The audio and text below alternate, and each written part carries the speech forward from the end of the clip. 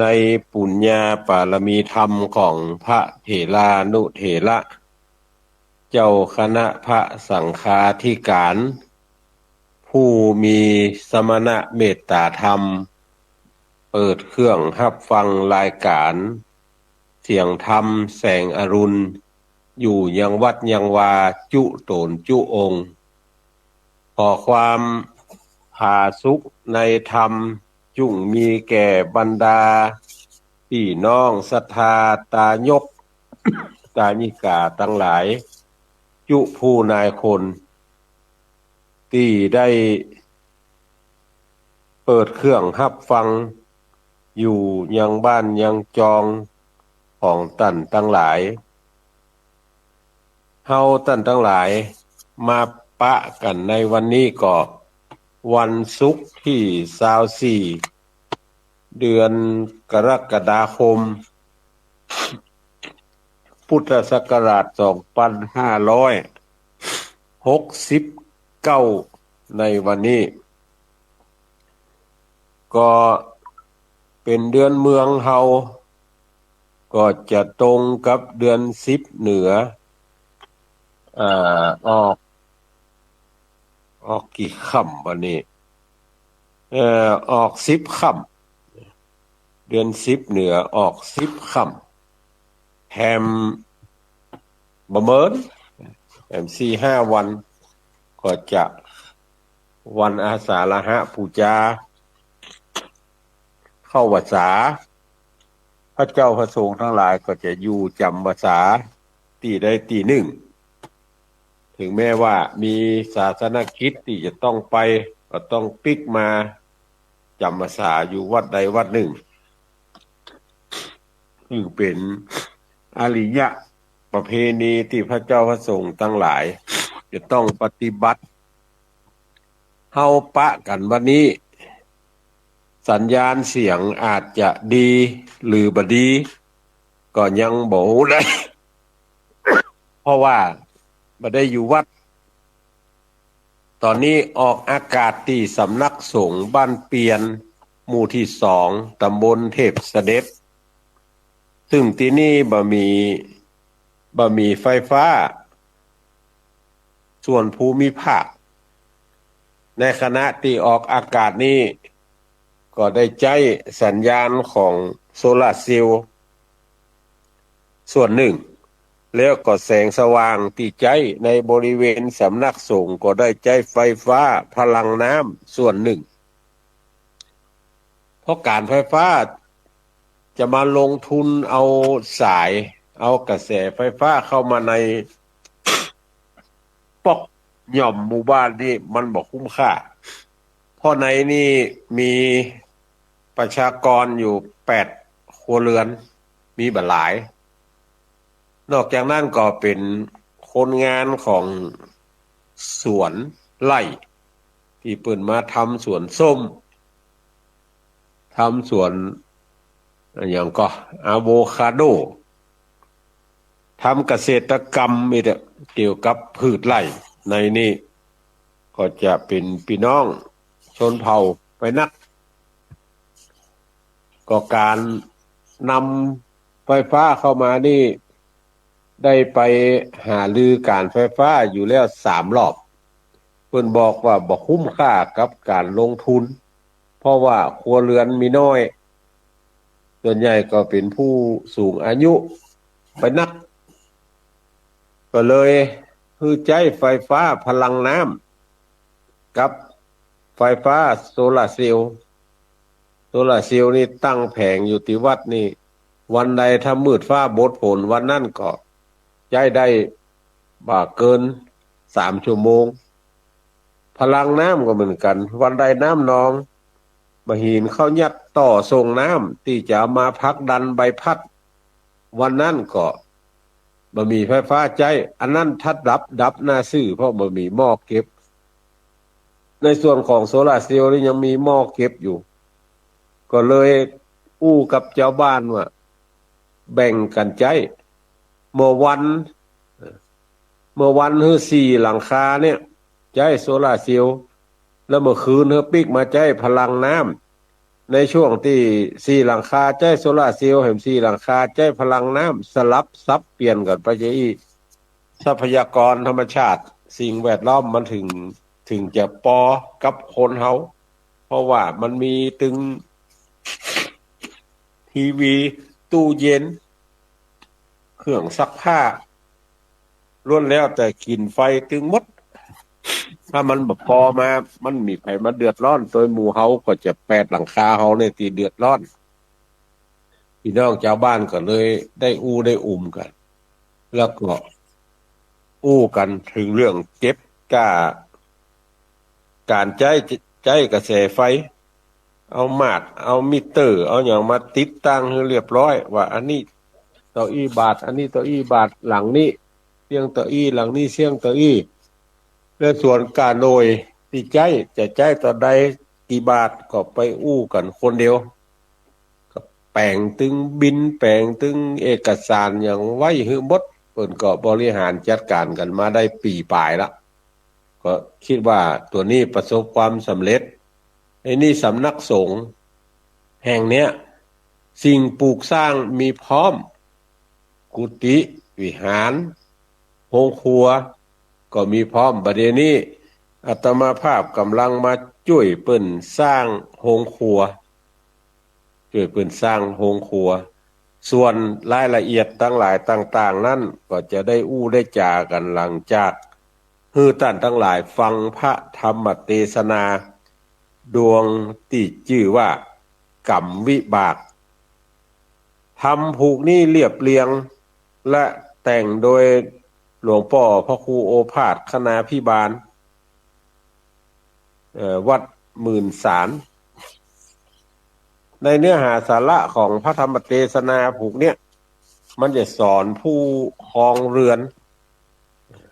ท่านทั้งหลายที่เป็นพ่อบ้านแม่เฮือนเนี่ยทำผูกนี้จะสอนส่วน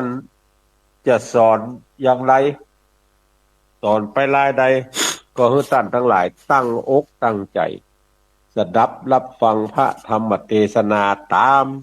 สมควรแก่เวลาสืบไปนะโมตัสสะภะคะวะโตอะระหะโตสัมมาสัมพุทธัสสะยะทิสังวะปะเตพีชังตาทิสังละภะเตภะลากันละยาณากาลีกันละยานางปาปะกาลีจะปาปะกันติดูกาลาโสตุจันนาสะโปเลสะตั้งหลายตั้งยิงใจหนุ่มเทามีใจบอดเศร้าชื่นเจยบานมานะมัสการย้อหัตถาใส่เกลานิดนั่งเต้าสู่สันนิบาตเพื่อฟังโอวาทคำสอนแห่งพระจินวรโลกไวยคือเป็นไม้ไต่สองมักกาต่างจิ้งปากันสวะวางการน้อยการใหญ่เอาจิตใจไฟต่างทางมาฟังแล้วจำแจงตามดังพระใดเทศนาแสงมาจุงมีสติบอกกาสวกแต่ใจบอกข้องเวการงานแปลงใจจื่นเจยบานจ้อยโจดปีติปาโมดยินดีศรัทธามีกระอาจบอกเข้าสู่บ่วงบาท มิจฉาทิฏฐิอารมณ์บอดดีจุ้งเอานี้ห่างแปลงใจว่างหูฟังพุทธวจนังยังคำสอนอันดีจำชื่อไว้อย่านับ ได้ฟังเป่าฟังได้จุ่งกำโนดหมายกระพรำรู้อย่าควรกล่าวอู้พระธร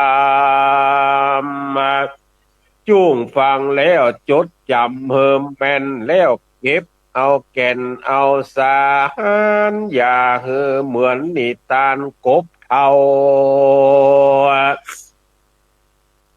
อันอยู่เฝ้าเก้าดอกบัวบานแม่นเมินนานเป็นขวบก็บอดได้พบได้จวบเก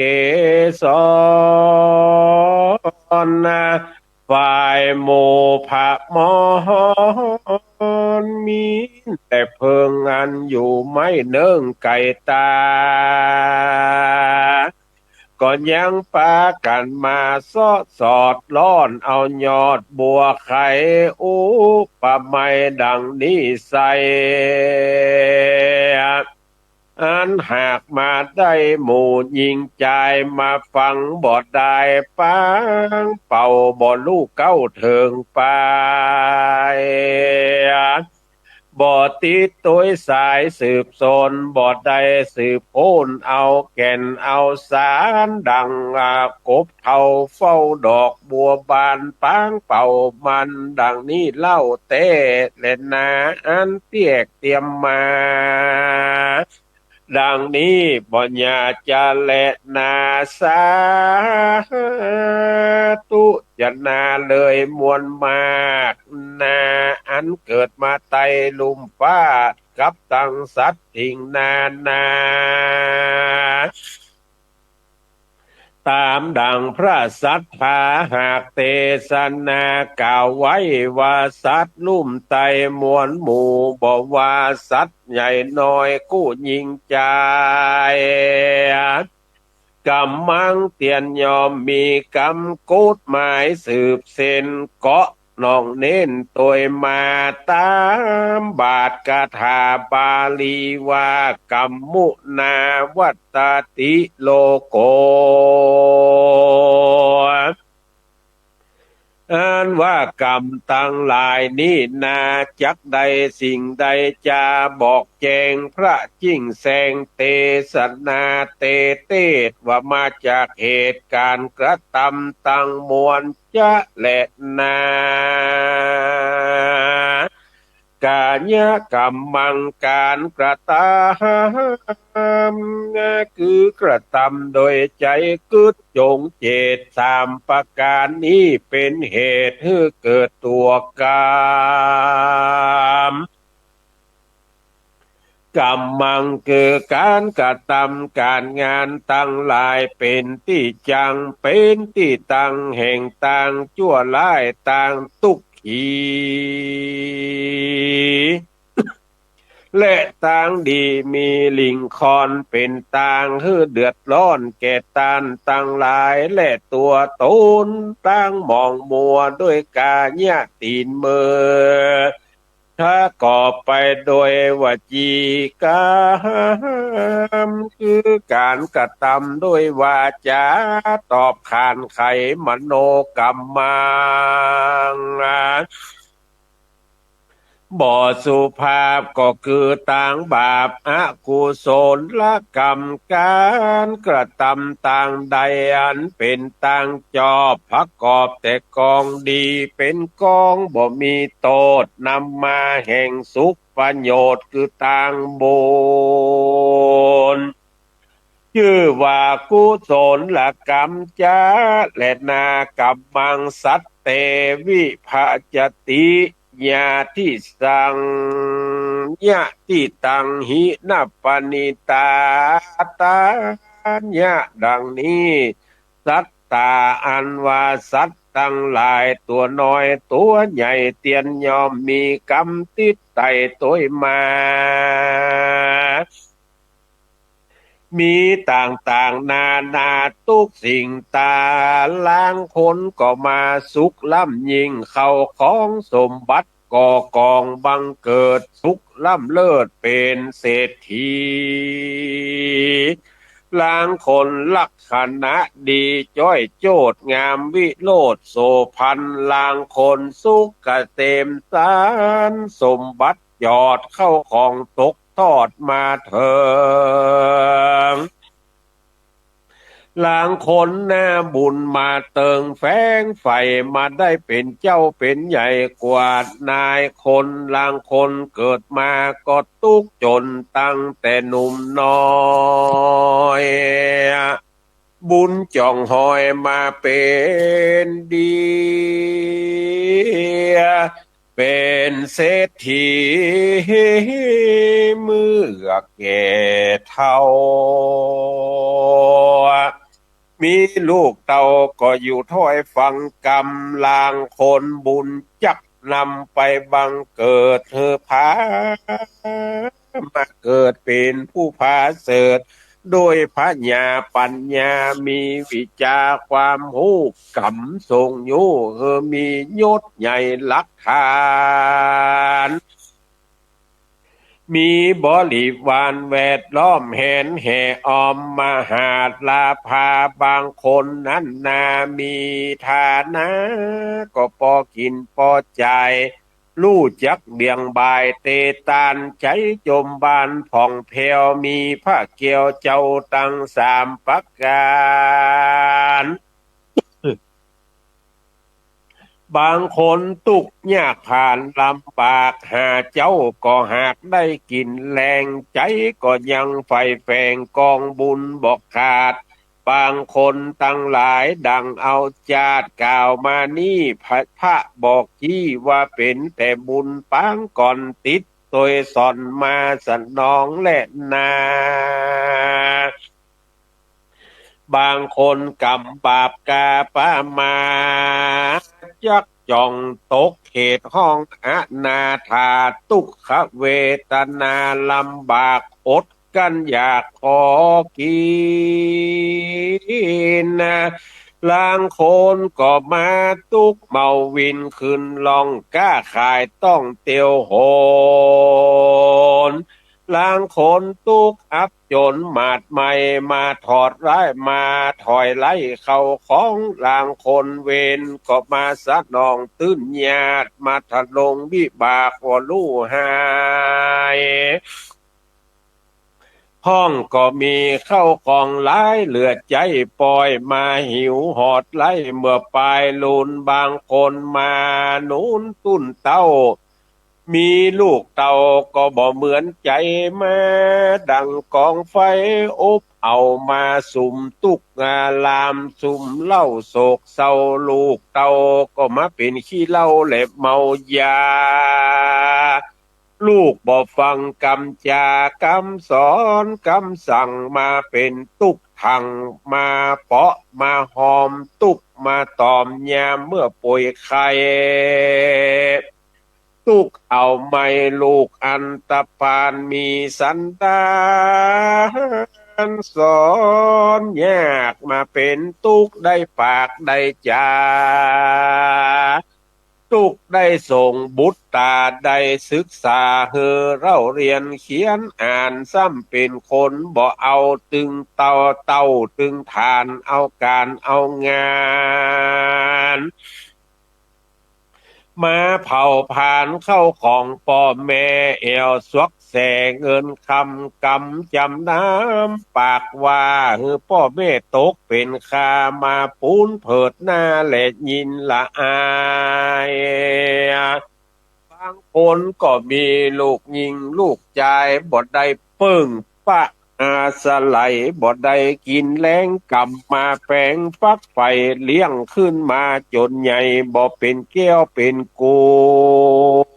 นล้างพ้องเวรมาจูนูนมาตอบลูกเกิดมาบ่สมประกอบลักษณะมีหูตาหนวกบอดตีนมืององอดกอดกุดแข้งขาปุดเป็นง่อยเป็นใบพ่อแม่ตุกเอาไม่มาเสวยผลก็ย้อนอากุศลกรรมปังก่อนติดตามตัวสอนมาตันกรรมมาตัดปันบันคาคือความหน้าตายเป็นผีกลับมาคุยเตแตกใดย้ายใดแยกจากกันกรรมเผาปงปันพี่น้องกรรมบด ตัดโล่งปองเติงหากำเพตาย้ายแยกมาเตแตกก็ย้อนทรัพย์สิ่งของกำมาสะนองจ่องก้องมาแต่ห้องปุ๊บเพฮือหันเหตุกยากพลงวิบากเสวยโพนนะตามดังพระตัสสะโปนเทศว่ากรรมตั้งหลายมีเหตุคือการกระทำมา ต่างใดเป็นกองธรรมกองจอบต่างบุญนี้มาตอบสัตนองต่างใดเป็นกองดำกรรมเศร้าบาปย่อมเข้าไล่ตัวตันเม่นกรรมปัจจุบันตัวใดนักยิงมันก็วิ่งเข้าเสวยบ่เหือล่วงเลยกรรมตัวใดอาจหารแก่ย่อมมีกำลังเล่งตัวตันหือหันปัจจุบันต่อหน้าเว้นเข็นคาตอบตัวแตนเป็นกรรมอันแสนเดือดร้อนปราบสะต้อนตัวผ่านเหมือนดังนิทานก่อนเก่าพระพุทธเจ้ายกเตสัตนาฮือแก่ภิกขุสังฆามวลหมู่ได้พรำรู้ยังกำบาปตัวดำทวนผีฮือปริสัตตังสีดาฟังเอกังสะมัจยังมีในสมัยหนึ่งโสดพระพุทธังใดโพดเทศนายังสัตตามวลหมู่ยามเมื่อพระสถิตอยู่ในเจตวานในปัจจุบันนั้นนาโสดบังเกิดโตดหันตันตาก็ยังมีสองขาผัวเมียวัยหนุ่มหน้าตาจุ่มเจยบาน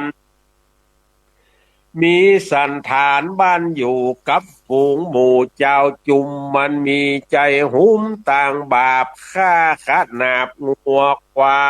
ยแล่จีนไปขายยังกาดกระทำบาปอยู่จุวันวันเนื้อหนังบางสั่งอันใดดีแด่มันก็เอามีดมาแลเก็บไว้กินนอกจากขายเอาทรัพย์สินกับเปือน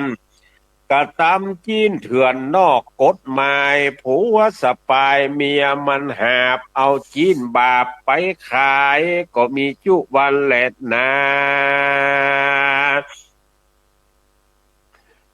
ตายังมีในกาละวันหนึ่งนั่นโสดกรรมปาโตดมาเติงเวนมาเถิงตอบถอยผัวมันห้อยเมียมันก่อนติวสัญจรมุ่งนาเอาจีนอันผัวมันฆ่างัวตัวลายจักเอาไฟขายยังกาดเป็นวันประหลาดอัศจรรย์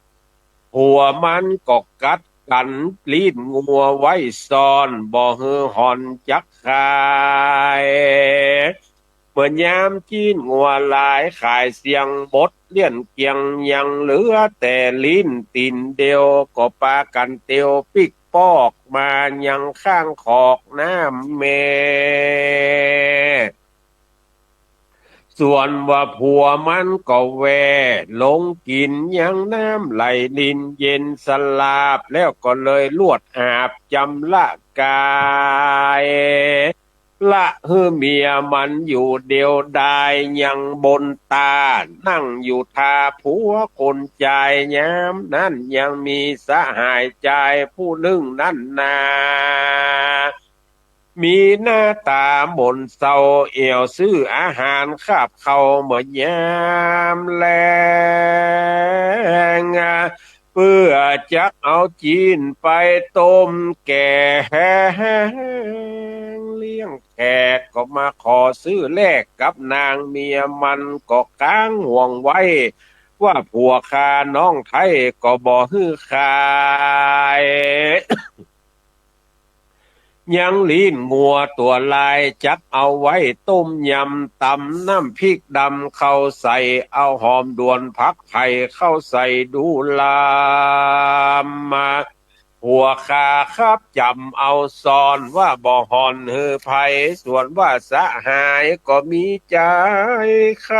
ใดใจหมาดไม่โกธา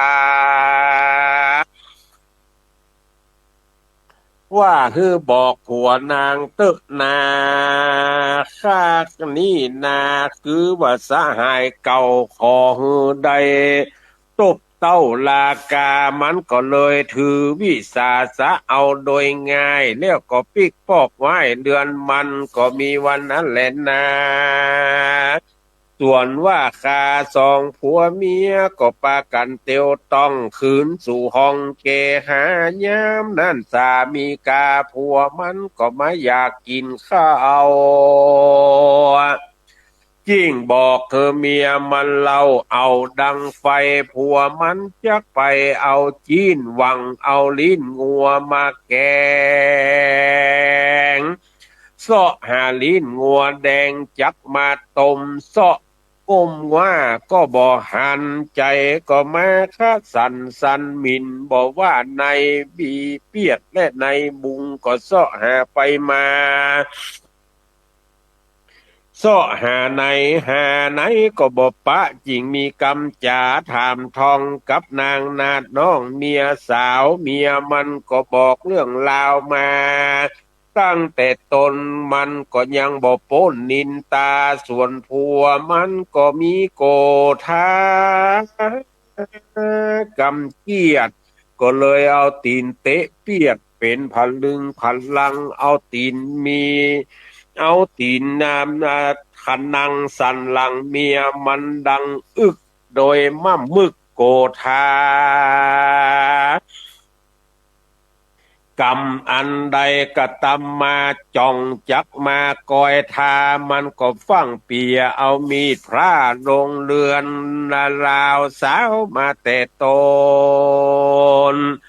มาจักปาดเอาเจือนเอาลิ้นงัวตัวใหม่อันลามไว้ในส่วนใจมันก็พันพวน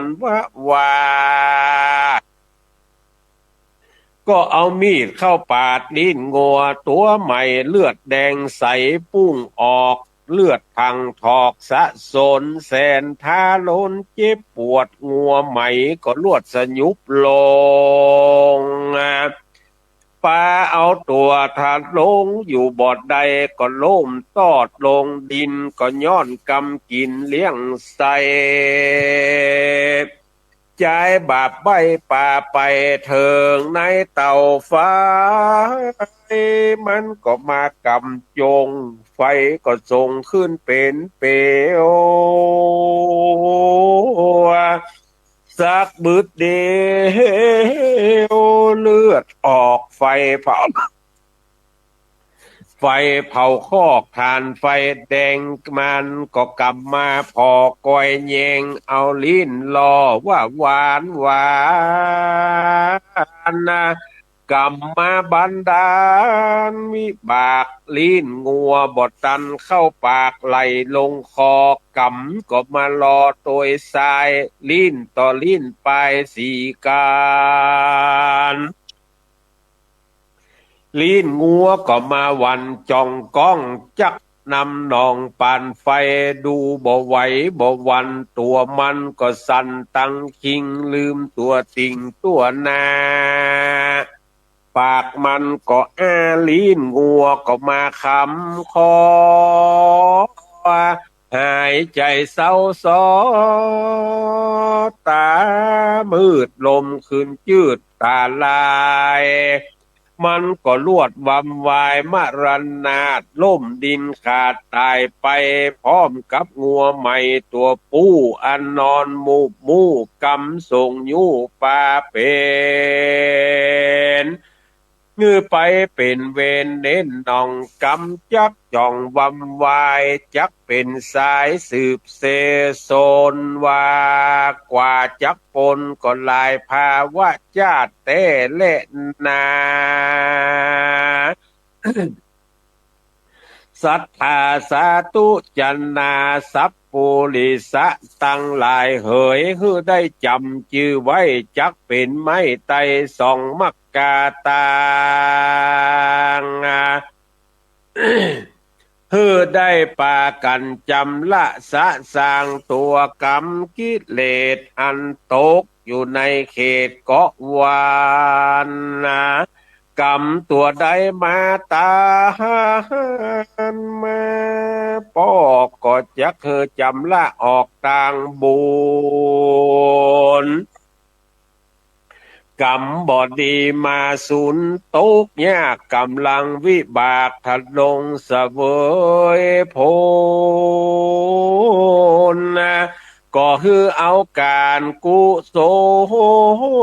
ลสักช่วยล่างรีบเร่งก่อสร้างแต่ต่างดีแม่นรู้ว่าตนมีกรรมตกแต่งก็คือรู้จักบิดแบ่งปันมือเบาบาง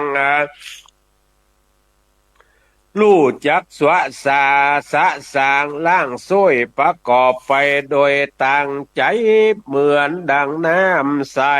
สายเอามาใส่หม้อเอาเกลือปอตอดลงไปเกลือก็หลาดลายเป่งปล่อยแม่นน้ำน้อยก็มีลดนาอันเกมเตื่อมน้ำเมื่อเต็มล้นมากน้ำเกลือนั่นก็หากจืดจางสันใดก็ดีถ้ามันสะสางจำละก็มีประมาทะคือความประมาทระวังการพังพลาดตัวตนเอาการกุศลเป็นที่จังเป็นที่ตั้งแห่งกองบุญกำจูโนนพระเกี่ยวเจ้าอันเป็นหลักเก้าสามประการพระการที่หนึ่งตานังก็คือเอาการตานบอดีจากวัตถุเข้าของน้อมมากสละตานมีเจตนาบานโจมจื่นเมื่อกำลังยกยื่นยอตานกำจัดมัจเจรธรรมออกห่างจำละล้างโลภและตัณหาแก่ภิกขุสังฆาผู้ทัดลงศีลจำเพาะกับตังสาธาลนะสงเคราะห์มวลหมู่และปุกละผู้ตกโจรในการกุศลจุแห่งเฮอปันแบ่งช่วยเหลือช่วยฝ่ายเพื่อการก่อสร้างงานเป็นฝ่ายข้างพัฒนามีการปูจาบูรณะมกาต่างน้อยใหญ่แปลงต่างไขว่หากันเตียวพัดผันสะดวกร่วมหมู่พวกเจ้าจุมแปลงใจหุ้มหมู่พี่น้องร่วมแห่งห้องสามัคคีแปลงใจดีเมื่อจักตานโยยื่นยอยื่นแปลงหน้าจื่นตัดสินใจบ่มีใจอะไรตัดขาดดุจจะดังพัญญาเวสสันตละลาดยอตานยังสองกุมารนอนเนาตัดสินใจเล่าแต่เล่าสละตานตั้งปณิธานพาธนาจุจอดโดยหวังลอดเมืองสวร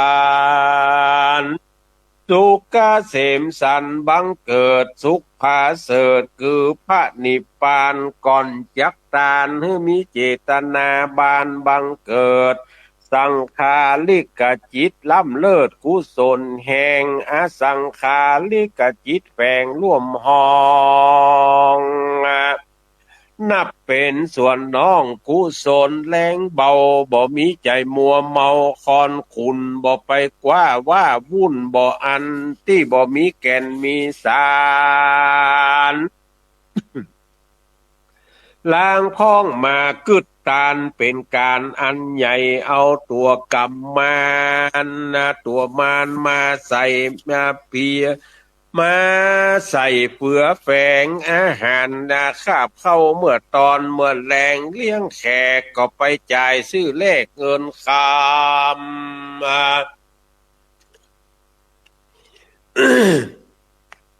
เลี้ยงเป็นกรรมเป็นกอบสิ่งบ่ชอบก็เอามาสูนลางพ้องกระทำบุญในบาปมายุ่งหยาบต่างกินจ่ายทรัพย์สินแลกไทยค่าเป็ดค่าไก่ค่างัวค่าควายเอามาตายก็ย้อนกองก่อก็เหมือนสร้างก่อตัวกรรม ฮือมันดำกำเศร้าบอกว่าตังเล่าตังยาเสียงเฮฮาดังมีกองเสียงโห่ร้องตึงตังบ่ปูนดีฟังและสุภาพอันนี้เรียกว่าบาปในบุญจะแลดนาประการที่สองสีหลัง ก็ฮือรักษาศีลใสสะอาดเป็นข้อขาดบ่ฮือล่วงเกินศีลห้าฮือจำเริญไปจุวันคำเจ้าอย่าฮือกำเศร้ามองมัวอันรักษาตนตัวโหตีนมือและปากมีใจนั้นหักเป็นธรรมศีลประจำวันธรรมมัตสวรรค์นะคือศีลอุโปสถะตั้งแปดมีกำหนดแปดวันกับคืนอิมันจะระติงอิมันจะที่วัดสังบ่เฮอปังปาดบ่มีความประมาทสังวร โอตสาหะเข้าไปนอนยังวัดนาหาต่างสังงัดยังใจตัดห่วงหาอะไรใจของบ่ฮือจ้องก้องยังลูกเลนหลานบอกว่าการงานซื้อขายจ่ายแลกรู้จักจำแนกแบ่งปันเวลา6-7 วันมาเติงไข่อดสาใดเข้าวัดฟังธรรมมานอนพระจำบอกขาดมีใจสะอาดต่างภาวนาประการที่สามภาวนังคือการภาวนาโดยเตื่อมแทงฮือใจส่องแจงถึงปัญญาเอาสติมาประกอบพิจารณาหาต่างชอบต่างธรรม กระทำเป็นพระจำบอกขาดบ่เมินบ่นานปัญญาจักฉลาดหันจริงก็เฮือจักอาหารตัวจริงบังเกิดอานิสงส์ล้ำเลิศมีมากรรมมัฏฐานาฮือเอากรรมเป็นที่จังกรรมมัฏฐานเป็นที่ตั้งมี2ประการคือ1สมถกรรมฐานคือกรรมฐานก็เก้าอาจารย์เจ้าว่ามี40ดวงกรรมฐานตั้งหลายตั้งปวงคือเอาดวงใดดวงหนึ่งสมเปิงกับเหตุมาแก้อาสวะกิเลสที่บังเกิดกับตัวตนอันว่าใจของคนนี่นาเตียนย่อมนาต่างกันพ้องก็มีใจมีมันโลภมักโลภใจมักโมภตัณหา ห้องมีโตสาบังเบียดมีใจกล้าเกียจโกรธพาพ้องมีโมหะบัวเมิดวิจาลึกลืดบ่หันทำกามลากะนำกว่าจำกว่าอารมณ์ลาขับตามหากว่างามฟังมวลใจเราด่วนตามตีแต่พอพ่องมีศรัทธาจริตเยื่อง่าย บอกว่าเรื่องร้ายเรื่องดีวิปัญโยวิปัญญุตะมีอาทิวิโมกข์มาเป็นโลกหูเบามาถือเอาตัวเก่าพุทธจริตเล่าบ่ฟังไผเอาเข้าใจตัวว่านะอันนี้คือคนป่าหลงเมืองพ้องก็เป็นผู้แค้นเคืองในการบุญการบาปวิตักจริตสลาบถึงใจมีความสงสัยสันลังบ่เป็นที่ตั้งแห่งอารมณ์ มีใจมากบ่มโดยกิเลสมันมาจากเหตุสิ่งใดจาอันว่ากิเลสนี่นาใจโค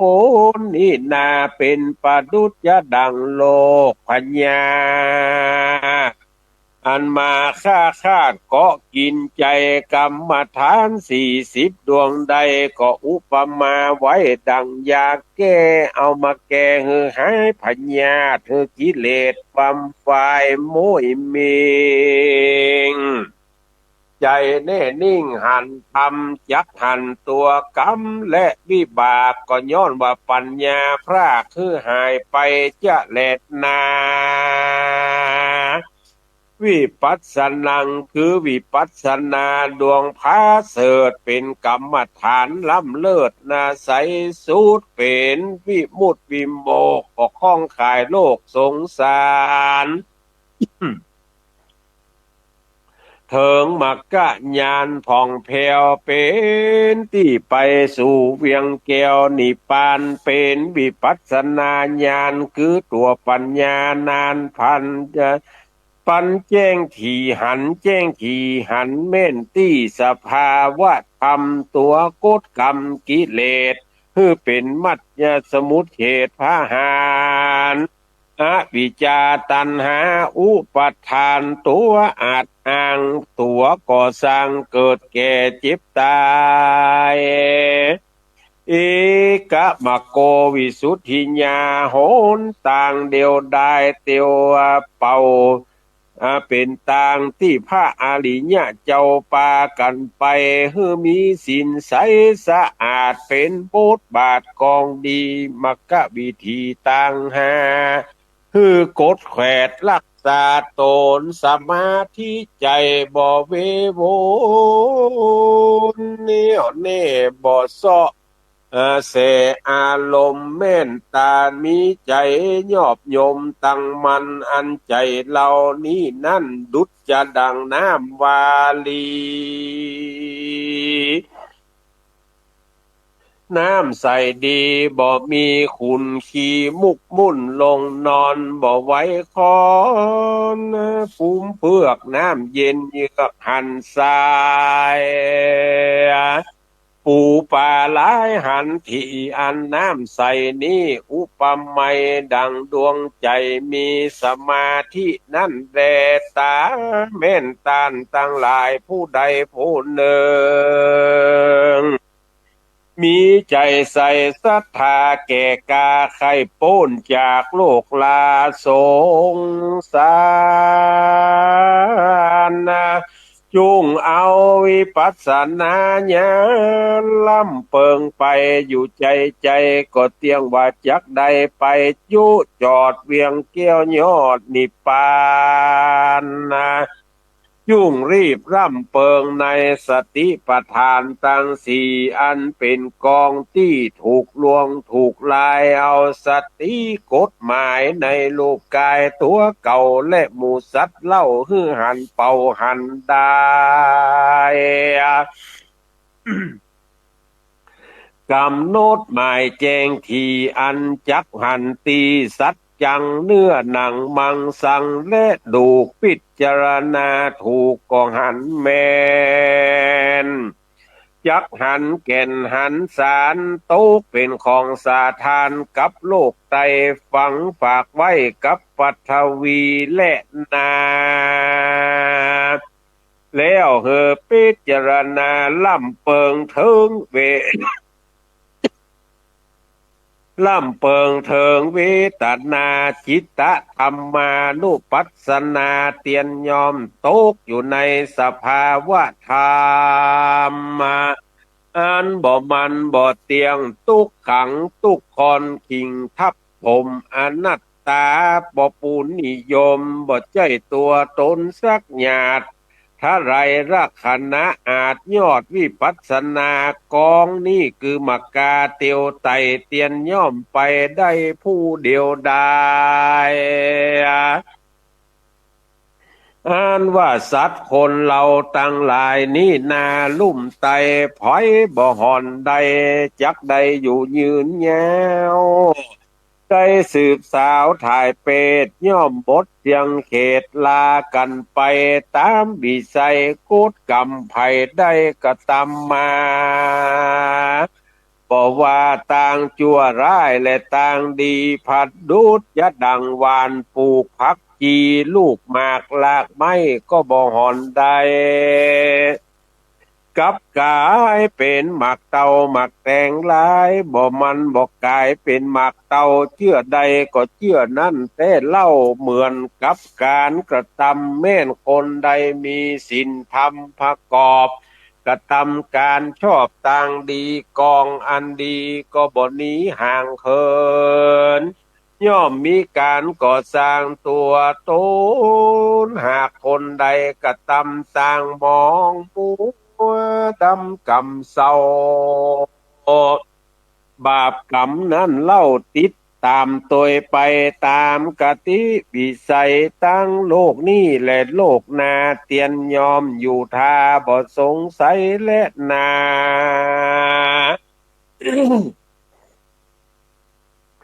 สาธุจันนาสัพปุริสะตั้งหลายเหยมวลมากได้ฟังกรรมวิบากบรรยายฮือปากันกฎหมายจำที่แจงที่จักได้แสงเตสนาสุตตมัญญาจักเป็นที่มาแห่งปัญญา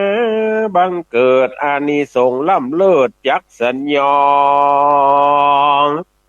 แม่นหาข้าหากกองได้เป็นบุญบ่มีโตดกองนั้นโสดก็จุงขับยำกองได้เป็นป่าปะกรรมตัวดำกำเศร้าอย่าป่าตัวเก่าเข้าไปหา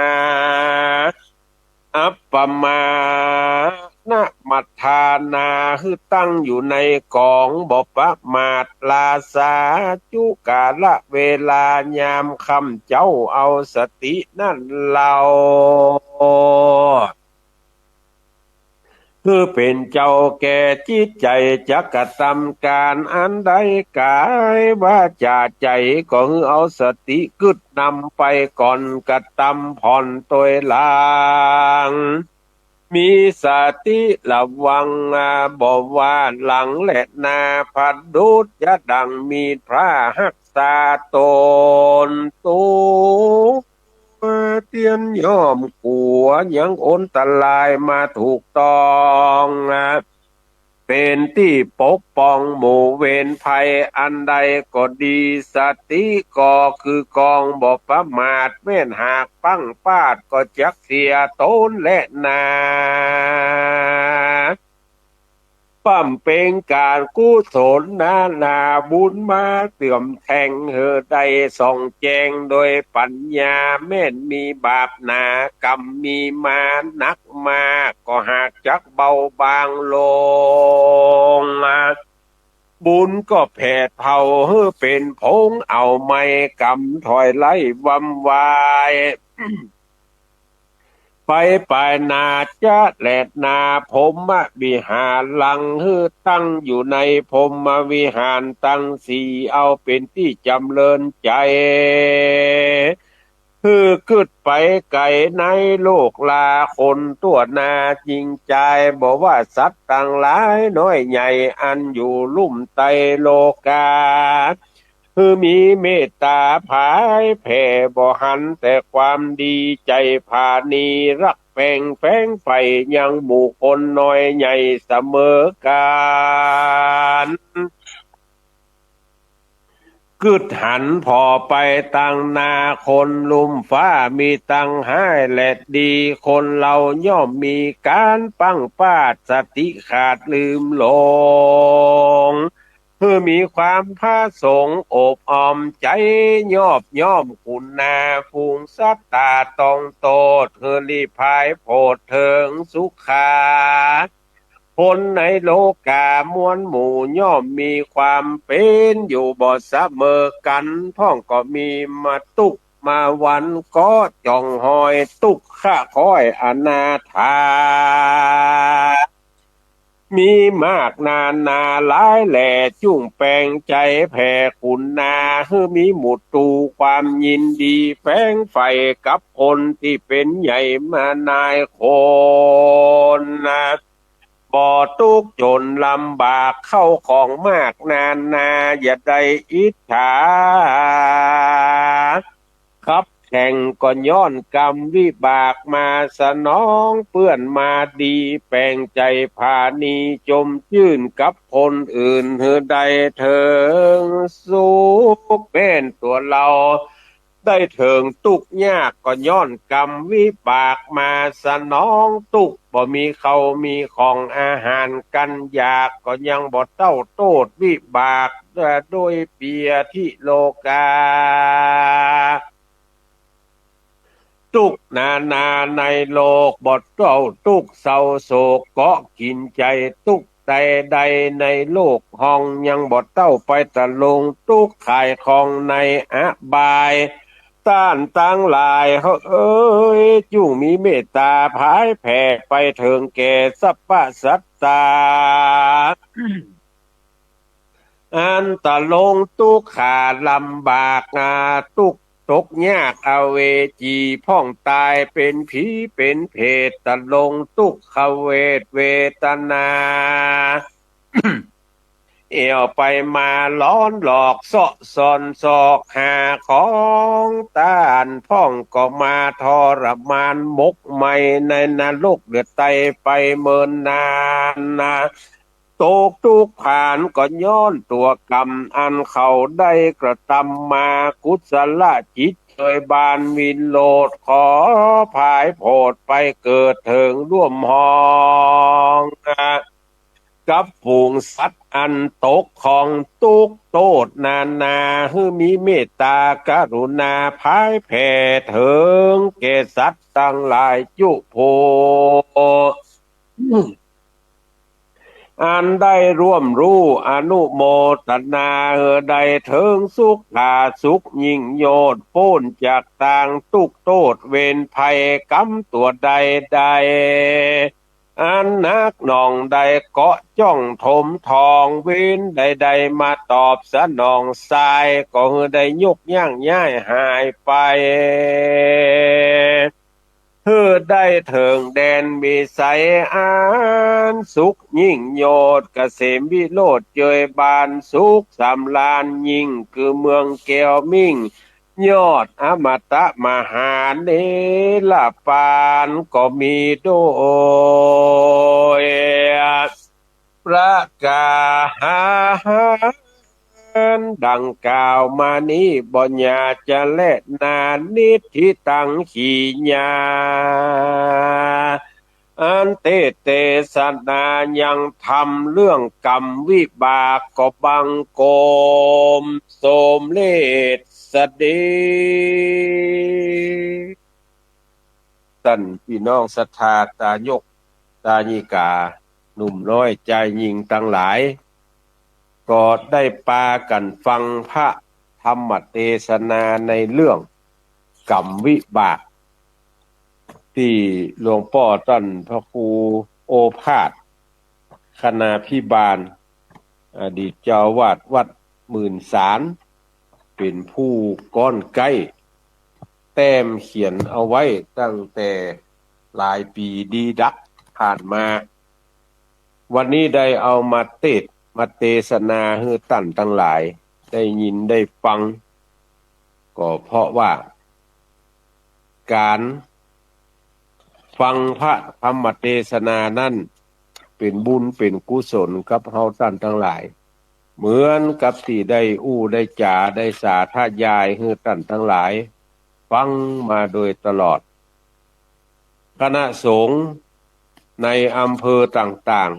ๆก็ได้ปากันอบรมเทศนาให้ท่านทั้งหลายได้ฟังอย่างพุทธวจนังคำสอนของพระจินวรสัมมาสัมพุทธเจ้าออกผ่านสื่อทั้งหลายต่างๆนานาท่านทั้งหลายก็รับทราบเป็นลำดับมาก็ได้ชื่อว่าเฮาท่านทั้งหลายนั้นได้ทำตามคำสั่งสอนของพระจินวรสัมมาสัมพุทธเจ้าก็ยังที่ได้บอกไปในช่วงตอนต้นรายการว่าการมาพอมากอยมาช่วยพัฒนาในสำนักสงฆ์บ้านเปียนที่นี่ก็เพราะว่าพี่น้องศรัทธาปอกบ้านเปียนปอกตาดทรายมีความเลื่อมใสในวรพุทธศาสนาอย่างมั่นคงวัดสำนักสงฆ์บ่มีตุพระ มาอยู่ประจำก็ป้ากันมา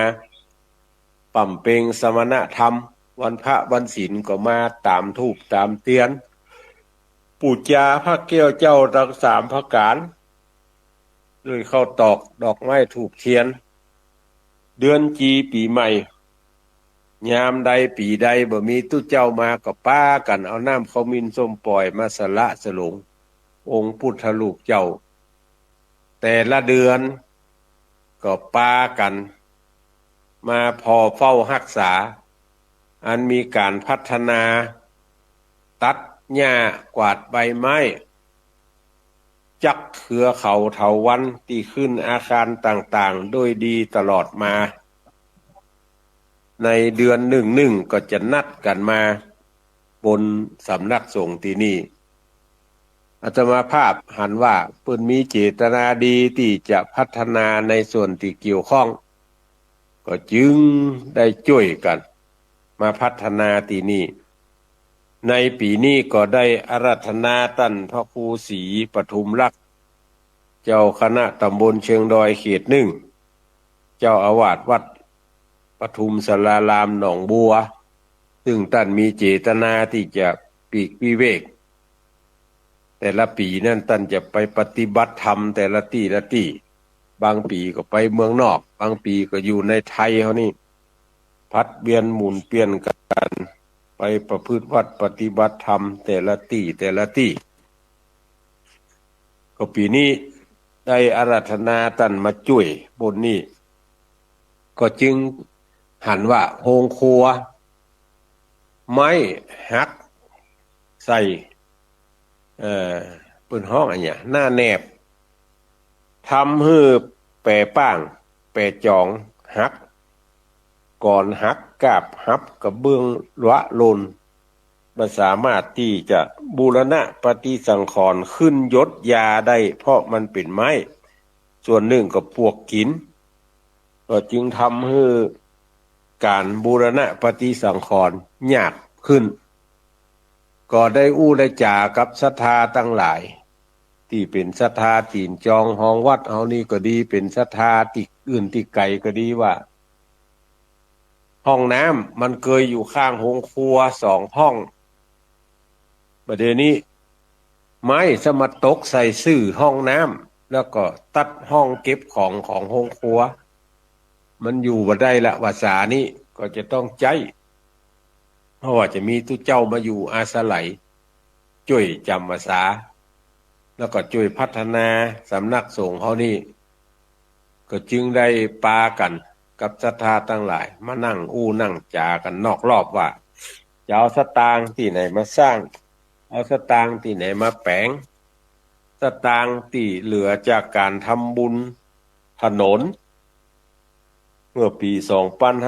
2566เก็บรักษาไว้ในธนาคารอยู่ก็มี 112,000 กว่าบาทเอานั่นมาเป็นทุนก่อนบ่ศรัทธาทั้งหลายก็เอาตู้ลุงว่าที่ ทำนี่ก็เพราะหากว่าส่วนนั่นเป็นเงินพัฒนาก็จะมาสืบสานและต่อยอดและส่วนเงินที่ไปกินไปตานนั่นห้องว่าเงินพระเจ้าก็จะเอาส่วนนั้นไปกินไปตานเงินซื้อไม้กวาดพ่องน้ำมันใส่เครื่องตัดหญ้าเครื่องเป่าใบไม้แต่ละเดือนพ่องอันนั้นก็จะใช้เงินพระเจ้าส่วนหนึ่งก็ที่สำนักสงฆ์นี่มีต้นบะโอในแต่ละปีก็จะพัดเวียนหมุนเปลี่ยนกันไปว่าปีนี้ฮื้อนายกเป็นคนดูแลบะโอแล้วเอาไปขายได้ต่อใดก็แบ่งสรรปันส่วนกันส่วนหนึ่งก็เอาหักไว้เป็นเงินของพระเจ้าที่จะเอามาใช้อาตมาภาพมาพัฒนาแปลงถนนรอบตะวันตกนี่ลงได้แล้วก็รอบไปได้เนี่ยถนนรถยนต์เตียวได้เนี่ยกว้าง3 เมตรครึ่งก็หันว่า เทิมดอยของวัดเนี่ยมันเป็นดินแดงมันน่าจะปลูกอันใดหนึ่งที่เฮาต้องดูแลนักได้มามาจากับคนเฒ่าเพิ่นก็บอกว่ามีอย่างเดียวทุเจ้ากล้วยบ่ต้องได้จ่าได้อย่างนักเฮาไปเอาปีเอาอย่างมันเฮาก็ปัดเครือเขาเถาวันปัดใบคือมันเป่งปีมันสุดแล้วบ่ก็เอาไปขายได้อยู่กล้วยมันสุกแล้วบ่ก็เอาไปขายได้ในแต่ละปีก็เหมือนบ่พัดเวียนหมุนเปลี่ยนกันไปออกคอยดูแลเอาไปขายเอาเงินมาเข้ากองที่นี่ก็ส่วนนั้นได้ใจเงินส่วนนั้นไปกินไปตานวัดหันวัดนี้ไปออกโครงทานพ่องซื้อน้ำมันพ่องอย่างพ่องแต่ว่าการก่อสร้างนี่ก็จะต้องอาศัยแหงศรัทธาตั้งนอกตั้งป้างมาช่วยกันมีโอกาสได้กับปานิตยาธนูจันทร์บ้านโมงโตนปะกัน2-3 รอบได้ได้จ่าว่าจะพัฒนาสำนักสงฆ์ที่นี่จะได้แปลงห้องน้ำห้องส้วมแปลงโรงครัวอยู่ในที่เดียวกันได้รวดกันโยมปานิตยาได้ยินว่าจะสร้างห้องน้ำห้องส้วมก็ไปเกาะกลุ่มลุมลากับญาติผู้มีส่วนเกี่ยวข้อง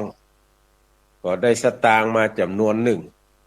เอามาถวายอาตมาภาพอยู่ 13,100 บาท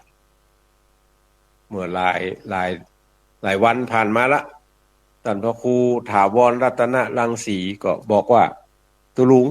ป้ามีเจตนาสร้างห้องน้ำห้องส้วมตามที่ตุลุงได้ได้จ๋าเปิ่นให้หอมมานี่กระเดียวส่วนที่เหลือมันเสี่ยงตะได้อย่างตะได้เฮาก้อยเซาะก้อยหากันเนาะอาตมาภาพก็เลยมามาจ๋ากับศรัทธาทั้งหลายว่าเอาจะสร้างโรงครัวจะซื้อเล็กซื้ออย่างขึ้นมาบางอย่างเขาจะบัดถามศรัทธาเนอะเพราะส่วนหนึ่งเขาก็เป็นศาลาบ่ล่องก้องแก้งได้อยู่พ่องอันใดต่อใดอันวัดจากไหนไปไหนอย่างใดเขาก็จะพยายามขึ้นมาช่วยพอกอยแล้วก็ฮื้อศาลามาทำก็อาศัยสื่ออันทันสมัยเนี่ยท่านทั้งหลายฮื้อศาลาทายฮื้อพอว่าจากหันไปหันต่ออันจากหันไปอันตมาขั้นเตือก็ไปเนี่ยการที่อื่นก็คือใจว่าวัดต่ออันออกไปต่ออันมันได้ก็ถ้ามันได้แล้วเนี่ยได้แหมปรากฏว่าบัดเดี๋ยวนี้เกือบจะแล้วละ ว่าวันซืนเห่งแปลงจั่นวางของเหลือทาสีกับติดไฟฟ้าเนี่ยมีอยู่ตึงหมด9 จุดด้วยกันเฉพาะหลอดไฟปักยังไม่ได้นับเตือผู้มีจิตศรัทธาทั้งหลายก็หันว่าศรัทธามีน้อยแต่ช่วยกันเนี่ยแต่ก็จึงมาช่วยเหลือเฟื่อฟายรับปากแล้วว่าจะมาติดไฟติดอย่างฮือเปิ่นนัดแต่ว่ามันซื้อนี่เปิ่นนัดมันผูกมันฮือแต่มาภาพบ่ว่างแต่ก็เลยขอเลื่อนไปเป็นเดือนหน้าแต่ว่าวันซื้นได้ขอผู้ที่มีรถแมคโครมาเอารถแมคโครมาขุดดังข้างหลายท่านนี่เป็นเปื้อนเฟซตมาภาพก็จะหันว่าได้ทำไปหมอกใดเพราะว่าการทำงานทุกที่นี่จะถ่ายลงเฟซเกือบจะทุกครั้งเพื่อเผยแพร่ให้ท่านทั้งหลายได้หันอย่างน้อยต ศรัทธาตีนจองห้องวัดแม่ห้องไข่ญาติพี่น้องของอาตมาภาพก็จะหันได้ว่า เอ มันสามารถทำได้ตุลุงประโยคคันอ้าวขึ้นข้างบนกันมันสามารถทำได้ ตอนนี้ไฟฟ้าพลังน้ำดับ เอิ้นตุลุงโยกไฟฟ้าแอมอันหนึ่งที่เป็นสีขาวครับจักทางบนนะลูกคันอ้าวสามทางแล้วเก้าอี้ห้องขึ้นเลย เพราะว่าไฟฟ้าพลังน้ำเนี่ยอย่างว่าแต่เจ้าน่ะถ้ามาหินไปยัดห้อมมันเหี่ยตะกี้ฝนตกตันทั้งหลายฝนตกบนแม่วองก็ลึงตึงตั้งลึงตั้งน้ำมาแล้วก็สงสัยมันจะเข้ามาหินเข้ายัดต่อส่งน้ำเปิดต่อส่งน้ำตันแล้วก็น้ำมาบ่ได้น้ำบัดเข้าหาใบพัดไฟมันก็ดับมันนี้ซับมาเปลี่ยนใจโซลาร์เซลล์ละส่วนไฟฟ้าส่วนการไฟฟ้าส่วนภูมิภาคบ่ฮู้ว่าดับบ่ดับอาศัยสัญญาณที่ออกอากาศคือตันทั้งหลายเนี่ยถ้าบ้านน้ำโก้งไฟดับที่นี่ก็มันมีสัญญาณส่งแสดงว่าออกอากาศมันไปได้ที่ท่านอาจารย์พระครูอภิวัฒนวิกรมที่เดียวที่อื่นจะไปบ่ได้แต่ถ้าไฟบ่ดับก็สามารถไปได้ตลอดไปได้ตลอดเลยนี่คือไฟฟ้าบนนี่สลับซับเปลี่ยนกันเยอะอย่างที่บอกกับเจ้าน่ะแต่ถ้าหม้อแปลงนี่ติดเก็บไว้นี่มันเสี่ยงมันก็ดับเหมือนกันถ้าแดดบอกอันปูนท่าน้ำบะหินเขายัดต่อไม่ต้องไปแปลงเข้าไปในมันก่อนใช้เวลาเป็นชั่วโมงกันทั้งหลายกว่าจะแล้วเสร็จเนี่ยก็อู้ถึงปกสร้างห้างแปลงโรงครัวอาตมาภาพก็พยายามจะประชาสัมพันธ์ตั้งเฟซตั้งไลน์ตั้งอย่างพ่องก็มีผู้มีจิตศรัทธาที่คือความสำคัญในส่วนนี้ป้ากันให้หอมมาก็มีตั้งแต่คุณสุพรวัดสุรการเปิดมาซื้อที่ดินอยู่เต็มในเนี่ยได้ให้หอมมาอยู่ 2,500 บาทแล้วก็ป้านิตยาธนูจันทร์และคณะที่ว่าตะกี้เนี่ยแหม 13,100 บาทถัดนั้นมาก็ตังป่อหมออินทรแม่จงดีเชื้อกันทาอำเภอฝางว่าประเดี๋ยวนี้ก็ให้จะฟังรายการอยู่ไปปะกันที่ปึ้นสถาบันธรรมาภิวัตน์ไปหล่อเตียนเปิ้นก็ให้หอมมาแถมจำนวนเงิน500 บาทโอ้ไปปะกันวันนั้นปะคนหลายแม่สมพัฒน์เต่าใจ บ้านขุนลาวบอกว่าตุลุงในซองเนี่ยมีเงินติหิหามาได้โดยน้ำบาปลาแหงอยู่200เอาหอมตุลุงไปแป่งโฮงครัวเนอะแม่บุญเทียมใจแก้วบ้านต้าเครือเก๋าต้าเครือต้าขาวน้อยลำปางหอมมาแหม100 บาทป่อน้อยทองแม่วิไลยิ่งโยดอยู่ตาทรายเนี่ยอยู่ปากตางเข้ามาในสำนักสงฆ์เนี่ยหูข่าวว่าคนทั้งหลายเริ่มให้หอมกันละก็โจกสตางค์ตัวเก่าหอมแถม500 บาทท่านพระครูศรีปทุมรักษ์วัดหนองบัวที่อู้กันตะเกียเปิ้นก็ว่าตุลุงเอาแต้กันนี่เอาแต้กันเปิ้นก็พวกสตางค์หอมแถม20,000แล้วก็แม่อุ้ยนางยกคำจูบ้านแม่ห้อยเงินป่าพระกุมอยู่คนหลายน้ำกับบ้านป่ออาตมาภาพอยู่คนหลายน้ำหรือว่าตู้ไปแปลงอย่างตั้งบนแปลงโฮงครัวนะอุ้ยงั้นอีแม่หอมตัว500ปึกก็หอมมาแถม500ทีนี้ญาติพี่น้องลูกหลานของป่ออาตมาภาพเนี่ยป่ออุ้ยนวลติปละเนี่ยหันว่าตุลุงไปสร้างเพิ่นก็ช่วยเกาะกลุ่มลุ่มลากันหอมมาแถม10,000 บาทแล้วก็คุณกนกพิษชัยนาพร้อมโดยครอบครัวอันนี้อยู่บ้านห้วยงูใน แต่วันนั้นเปิ้นอย่างก็วันนั้นเปิ้นเอาสตางค์ถวายอาตมาภาพมา2,000อันนี้ถวายคือตุลุงไปใจไปสอยตามอัธยาศัยเด้อก็เลยบอกเพิ่นว่าอันเฮาจะเอาบุญ2 ต่อโยม จะเอาไปแปลงงั้นโฮงครัวบนพุ่นเด้อโอ้ดีอนุโมทนา วันหน้าวันตาถ้าใจมากปากดีก็จะช่วยแถมเต่าที่กำลังจะช่วยได้ทัดนั่นมาคุณหัตถ์ไทยการศรีบุญเรืองบ้านนันตารามอำเภอสารปีซึ่งเป็นเจ้าหน้าที่ของมหาวิทยาลัยแม่โจ้ได้ยินข่าวว่าอาตมาภาพมาแปลงโฮงครัวเพ่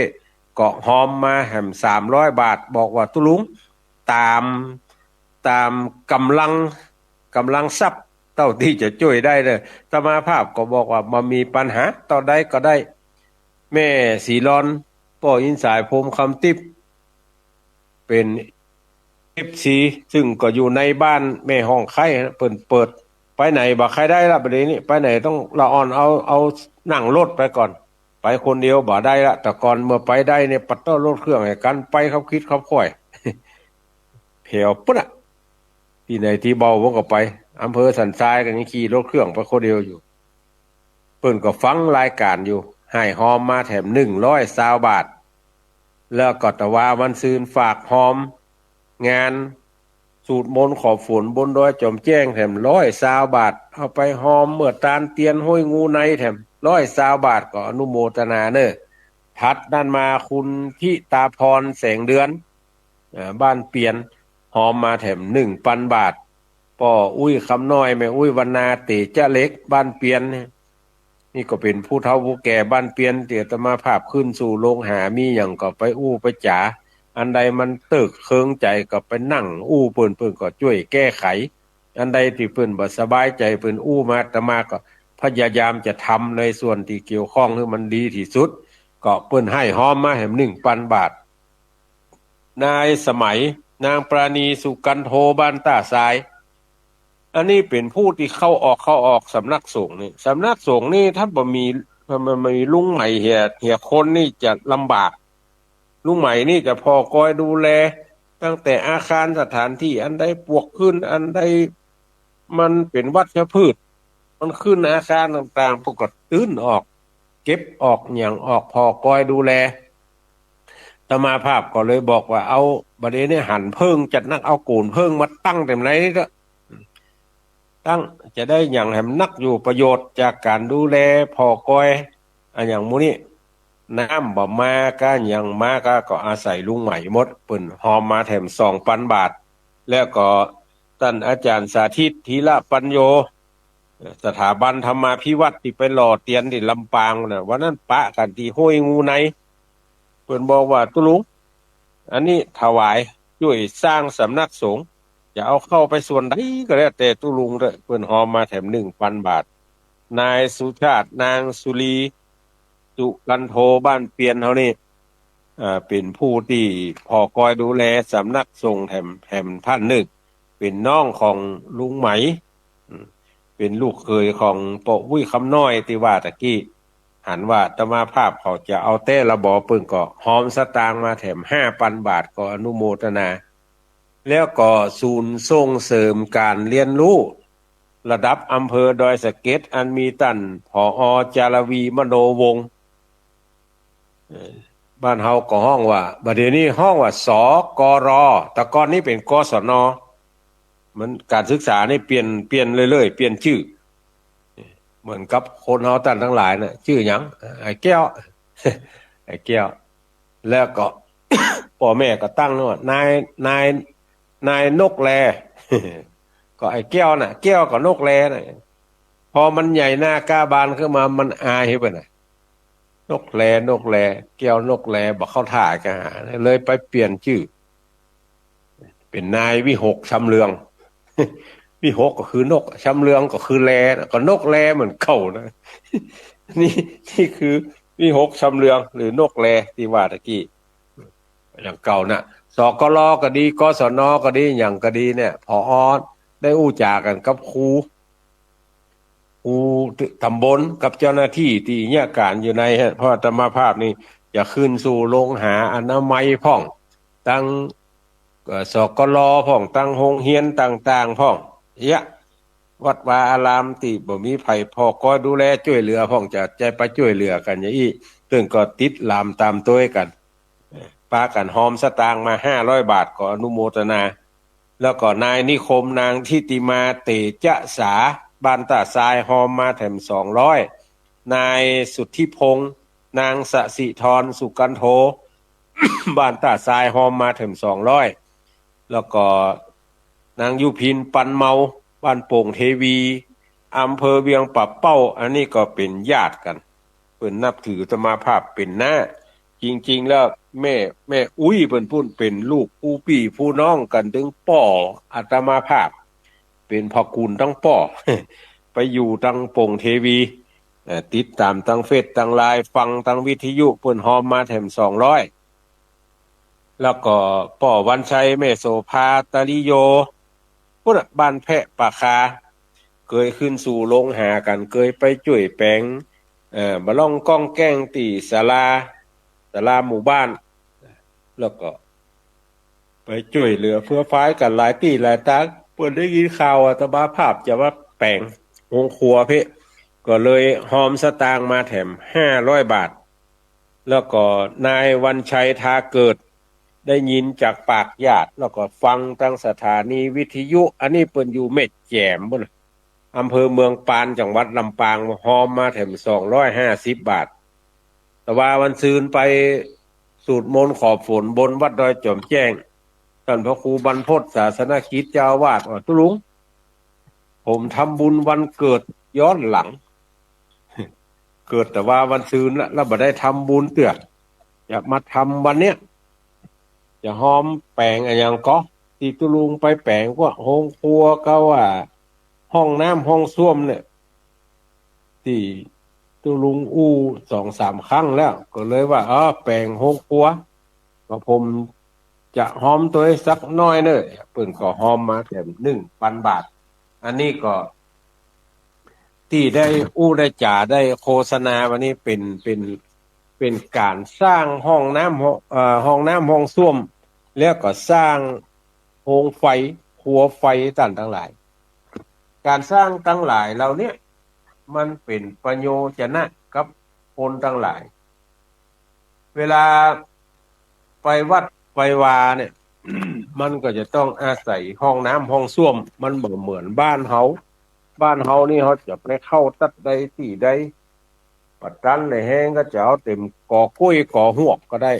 แต่ว่าวัดวาอารามนี่มันต้องเป็นที่เป็นตางเป็นจ๊ะเป็นนั่นมันต้องมีที่ของมัน เมื่อมีที่ของมันบ่ได้สร้างมันก็ลำบากก็เลยสร้างในส่วนของโรงครัวก่อนก็รวดสร้างห้องน้ำห้องส้วมไปด้วยกันในตัวอันนี้จริงเป็นที่ไปที่มาของการสร้างห้องน้ำห้องส้วม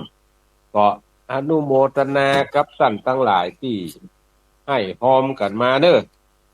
ใครจะให้หอมกันมาก็เอิ้นกันมาได้เนาะ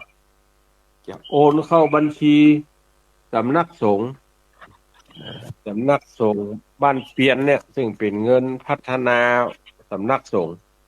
ก็โอนเข้าไปได้อันนี้เบอร์โทรศัพท์ของอาตมาภาพก็มีอยู่แล้วถ้าจะถามเรื่องโอนอย่างใดธนาคารไหนอย่างใดก็โทรเข้ามาถามไทยกันได้วันนี้ท่านทั้งหลายอาจจะหันว่าตุลุงอย่างจักยาวหายนะ ที่จักยาวนี่ไม่ใช่ยาท่านทั้งหลายท่านผู้อำนวยการสถานีวิทยุคลื่นสีขาวบอกว่าวันพุธปกติรวดจักยาวเลยกำ ก็เลยเป็นที่มาของการจักยาวในวันนี้จักยาวในวันนี้ก็อนุโมทนากับทุกภาคส่วนที่ได้ยินได้ฟังกัน แล้วก็วันนี้วันศุกร์เนี่ยท่านทั้งหลายให้อยู่ตำบลเทพเสด็จก็มาร่วมพิธีด้วยกันเนอะวันนี้จะทำพิธีหล่อเตียนที่สำนักสงฆ์เนี่ยที่ขึ้นมานอนบนนี่ก็เพราะว่าวันนี้มีกิจกรรมจะหล่อเตียนที่สำนักสงฆ์นี่เพราะว่ามันเป็นก่อนการเข้าพรรษานอกจากการหล่อเตียนแล้วก็จะมีการอบรมประชาชนประจำหมู่บ้าน ซึ่งจะไปเป็นวัดคณะสงฆ์ตำบลเทพเสด็จเนี่ยหน่วยอบรมประชาชนประจำตำบลเทพเสด็จอันมีท่านพระธิการนิรันดร์ทิตธรรมโม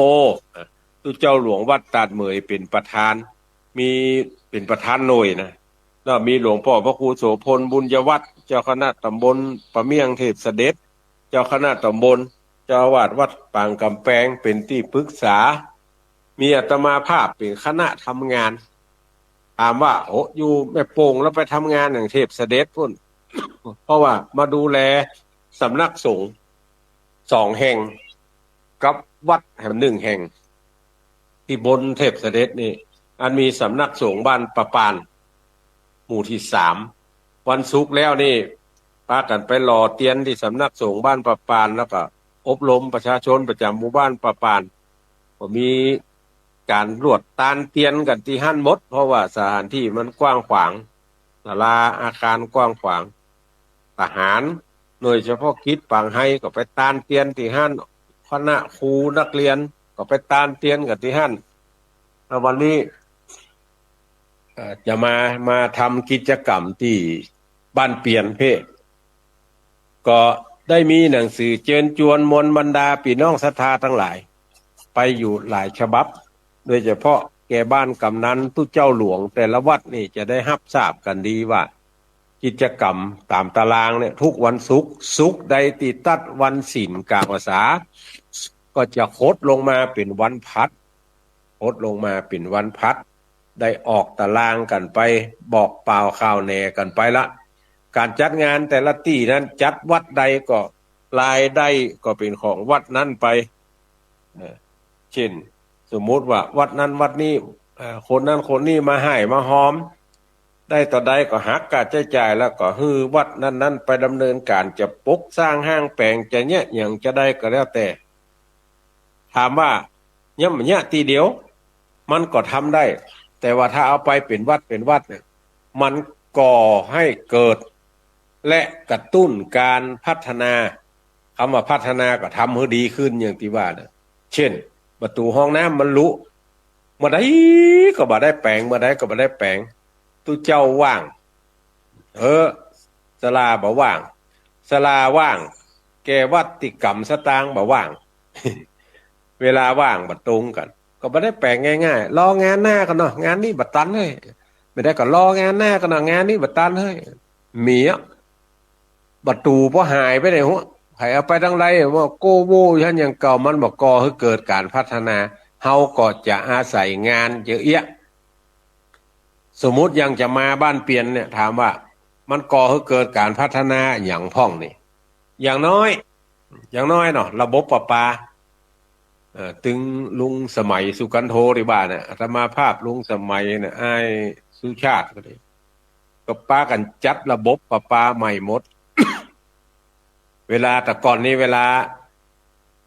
ต่อแตกน้ำหัวเอาเครื่องตัดหญ้าไปตัดใส่ต่อเลยต้องไปปิดปุ้นลุ่มเตียวไปนี่ประจะของใกล้ๆถ้าเป็นกำถ้วยแกงไม่ได้ไปถึงพูดแกงบูดพอดี แกงบูดเนี่ยได้หายก็มาปรับปรุงกันใหม่ไปซื้อวาล์วประตูน้ำมาติดทุกระยะถ้าตอนนี้มีปัญหาปิดตอนนี้ถ้าตอนนี้มีปัญหาปิดตอนนี้ระบบห้องน้ำก็เหมือนกันห้องใดห้องนั้นห้องใดมีปัญหาปิดวาล์วเฉพาะห้องนั้นห้องอื่นใช้ได้อยู่นี่คือได้ความได้พัฒนาสถานที่ก็ป้ากันพัฒนาขนครัวหม้อไห่ตะไลปากออกจากโรงครัวหลังเก่าดันอะไรเอาออกมาแล้วหมดบ่ฮู้ไว้ไหนก็กองในศาลาเนี่ยกองนี้ก่อนตันล่างต่อใดก็ล่างต่อนั้นวันที่18ปากันมาละกรรมล่ะตะวา23มาเก็บอันใดมันจะล่างก็ต้องล่างแต่ว่านั้นจะทำกับละผ้าเจ็ดบะหมี่พอดีว่าเปิ่นมาแจกผ้าแจกครัวเอาผ้ามือสองเนี่ยมามอบหมายแต่มาภาพไปแจกเอาไปแจกแล้วก็เอาไปทอกหลังเล้งคือคนมาฮับไส้เอาไปเถอะของภายของมันเปิงใจผืนได้ไส้อันเอาบ่ได้แพ็คใส่ถุงคือเลือกเอา ถึงปอดจ่ายแม่ยิงที่เหลือไว้หั่นเอาจะเอาใส่ถุงปิกไปแถมไม่จนอันมันเป็นบรรลุตุบตับติบไผ่บะเอาแต่ก่อนอยู่หั่น1 ถุงประมาณอยู่10 ตัวเป็นเสื้อก็เลยเอาขึ้นมาเนี่ยมาแปลงผ้า7 ถ้วย7 จ้อนโต๊ะตั้งมานั่งเก้าอี้อาศัยผ้าตั้งหลายที่เปิ้นบริจาคมาเนี่ยโอ้เป็นประโยชนะเนอะท่านทั้งหลายมีไผใส่ก็มาเป็นผ้า7 หัน 7 นี้ได้อยู่แต่ว่าก็เลยล้างถ้วยโถโอชามแล้วเอาเข้าไว้จั่นใหม่หมดเลยเดี๋ยวนี้นี่คือการพัฒนาปลายบะปอนี่ได้หนทางลงไปหาโรงครัวเพราะว่าขุดดินลงแถมโอ้ได้นักได้หัวได้หาวได้อย่างน้อยก็วัดวาอารามหมดใส่ไว้เนี่ยหมดใส่ไว้เนี่ยระบบไฟนี่สบายมากเลยบนนี้อู้ถึงรอเตียนตะกี้จะรอเตียนวันเนี้ยปู่จาขี้เพิ่งก็ตามเจตนาศรัทธาก็ถามว่าเนี่ยใดตุลุงก็เขาจะเอาหม้อต้มจะเอาอย่างมาหมดนะแต่ศรัทธาท่านทั้งหลายช่วยกันหอมสตางค์กัน เงินส่วนนั้นเขาก็บอกเอาไปไหนส่วนหนึ่งก็จะเอาเข้าบำรุงเป็นกาน้ำกาไฟที่ใจโซลาร์เซลล์ที่ใจพลังน้ำตัวตั้นทั้งหลายเนี่ยเพื่อเอาไปเป็นกองทุนเอาไว้ฮั่นเวลามันลุหลังปังเปมาอันใดมันได้ซื้อมันได้ใจสตางค์ซื้อเนี่ยมาซ่อมเนี่ยก็เอาตัวนี้ไปใจเพราะว่าจะตั้งเป็นกองทุนไว้คือส่วนหนึ่งแล้วส่วนหนึ่งก็จะเอาไปพัฒนาอาคารสถานที่ต่อไปแถม หลายท่านก็ถ้าอี้เข้าใจละก็ป้ากันหอมสตางค์หอมสตางค์อันนี้หล่อเตียนอันนี้สร้างโรงครัวเนอะเพิ่นก็บริจาคเป็นส่วนมานับจากวันนั้นมาจนถึงวันนี้วันที่จะหล่อเตียนเนี่ยนางสาวทองบินนายทรงศักดิ์คำฟั่นนางสาวจันทิมาเสียงสนั่นอันนี้อยู่จังหวัดลำปางหมดให้หอมมาอยู่1,000 บาทโอนเข้าบัญชีสำนักสงฆ์เนี่ยเมื่อวันที่8แล้วก็ในสมัยนางปานีสุกันโทที่ว่าตะเกียเป็นศาลาด้วยกันเนี่ยก็หอมมาแถม1,000 บาทนายรวงอังโพรำพ่องครอบครัวบ้านเปียนเขาเนี่ยให้หอมมาแถม200 บาทนายนิคมนางสาวทิติมาเตจสาตาทราย200 บาทนายสุทธิพงษ์นางสศิธรสุกันโทตาทราย200 บาทนางนงคารอุดคำบ้านน้ำก้ง200 บาทนางนิพาโจมขันบ้านป่างจำปี200 บาทนายสมัยนางดงเหยากองแก้วบ้านพงกุม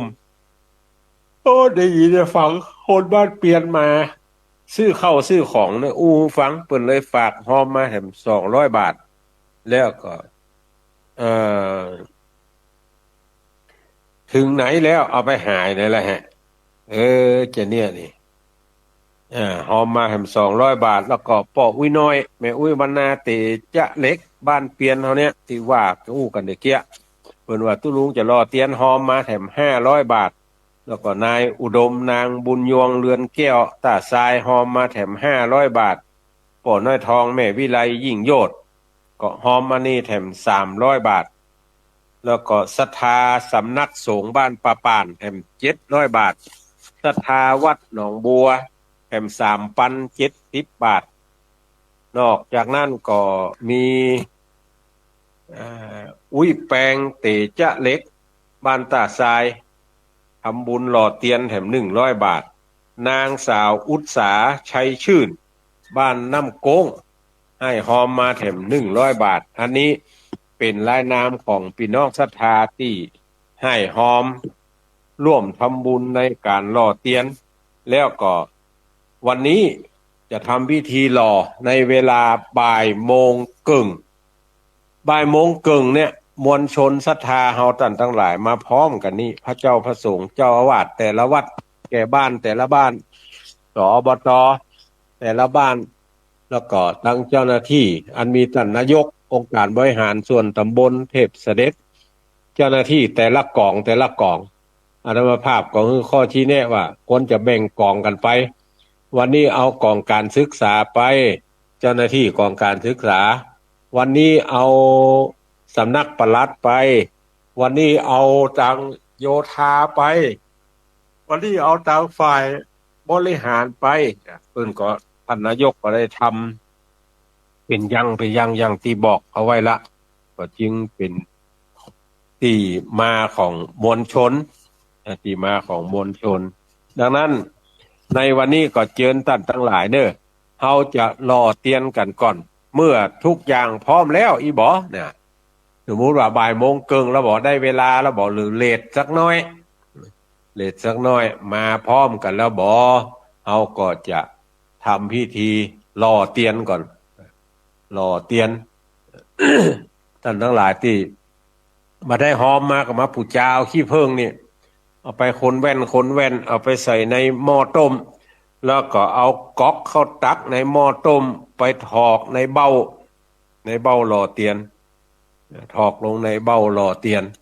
เมื่อถอกลงแล้วก็เอาก๊อกฮื้อแหมคนเอาก๊อกไว้ออกมาไปแปลงห้อมมาไว้เข้าแถวกัน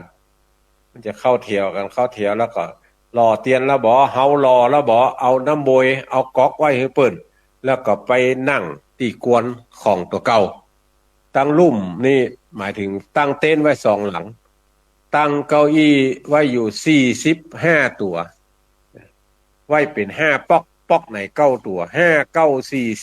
45แล้วก็ตั้งบนปุ้นตั้งแถม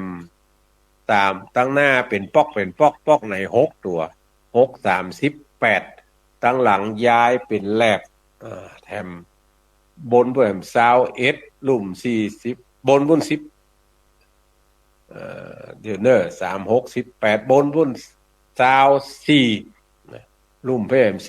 45และส่วนพระเจ้าพระสงฆ์ก็ได้ตั้งชุดรับแขกไม้ไว้แห่มภาคหนึ่งส่วนโอปาทคถาธรรมก็ตั้งธรรมาสเอาไว้เรียบร้อยแต่ว่ากินข้อตอนแล้วช่วยกันตกแต่งห้างตำดาสถานที่ประเด็นนี้พร้อมละสถานที่พร้อมยอดกันเตศก็พร้อมละ แต่ว่ากันเตศบ่พร้อมเตื้อท่านทั้งหลายบอกว่าวันพุกเนาะเอาของสดลุงอันเนี้ยนอว่าโอ้เขาก็นึกว่าอย่างของสดบะเขือยอดบะเขือนอถ้ายังบะสดมันก็มีมันอยู่ในขวดน้ำแล้วละเอาก็เลยบอกว่าจะเอาอย่างมาใส่กันเตศเอามาเตอะอันใดก็ได้ที่เขาจะเอามากินมาตานเนี่ยท่านทั้งหลายบ่ได้จำเพาะเจาะจงว่าต้องเอาสตางค์ใส่ซองมาอย่างเดียวการปูจากันเตศเนี่ยอันใดก็ได้ที่เขามีคนตะก่อนนี่นะมันมีอย่างก็เอาข้าวสารตัวเก่ามีหมกได้ก็เอาไปเหี่ยก้องเอาไปเหี่ยแข้งเอาไปเหี่ยน้อยไปถึงแล้วก็แบ่งใส่อันนี้กันทำอันนี้กันปุจจานอันนี้กันพระเจ้าเพิ่นจะมีตะไหลไว้ให้โอ้ปากันเอาไปใส่อันน้อยสตางค์คนใดมีสตางค์ก็สตางค์ใส่ตัวก็มาเถอะคนใดมีสตางค์ก็บ่ใส่กับข้าวสารถ้ามีสวยดอกก็สวยดอกข้อเน็บอันถ้ามีก็ว่ากันอันนี้นี่คือสมัยก่อนสมัยใหม่มาแถมก็มีครัวเอามาแถมเอาผักไม้ใส่เขือต่อมาเขาก็บอกว่าเป็นการไปเสาะผักไม้ใส่เขือแล้วเนี่ยจะได้เอามีกับสตางค์ใส่กระเปาะหมอนั่นหันว่าตาลกับสตางค์มันบ่เปิงก็หาในใจคำว่าบ่เปิงก็หาเข้ามาแล้วพอใจคำว่าบ่เปิงก็หานี่นะก็เลยกลายเป็นว่าปากันไปกาดไปเนี่ยอย่างกาดก็ไปซื้อเอาเครื่องกินขวดตาลอันที่เปิ้นแปลงสำเร็จไว้แล้วมีน้ำคุยางเห็ดแก่นในหั่นก็ใส่ปลากับน้ำนมผงซักผ้าสบู่ยาสีฟันอันอย่างหมูเนี่ยตีตันทั้งหลายหันนะมาสมัยนี้นี่เปิ้นฮืออุ้มเอาห้ามติ้วถ้าติ้วงวงติ้วคอมันน่ะมามีไป ปักกระดิกพิกกะวำลงพุ่นอย่างเก่าพ่ออย่างพ่อตั้งปืนมันบ่มีหยังมันเบาเบายิ่งกว่ากระเป๋าตังค์นะ มันเบาขนาดกันแล้วบ่กองเฮาติ้ว งวงติ้วอย่างมานาแม่เฮ้ยแม่เป็นเจ้าพักกระดิกพริกกะวำลงพุ่นอันนี้เพราะว่ามันบ่มีอันหยังตั้งไหน มันมีอย่างตั้งไหนมีอย่างตั้งไหนแล้วจะเอามาตาลเปิ้นแปลงขายก็เลยจะเอามาตาลอันนี้ไปซื้ออย่างอี้มาต่อมาแถมตู้เจ้าทั้งหลายหันว่ามันงาม มันต้องเตะเปิ้นหุ้มมาเรียบร้อยละ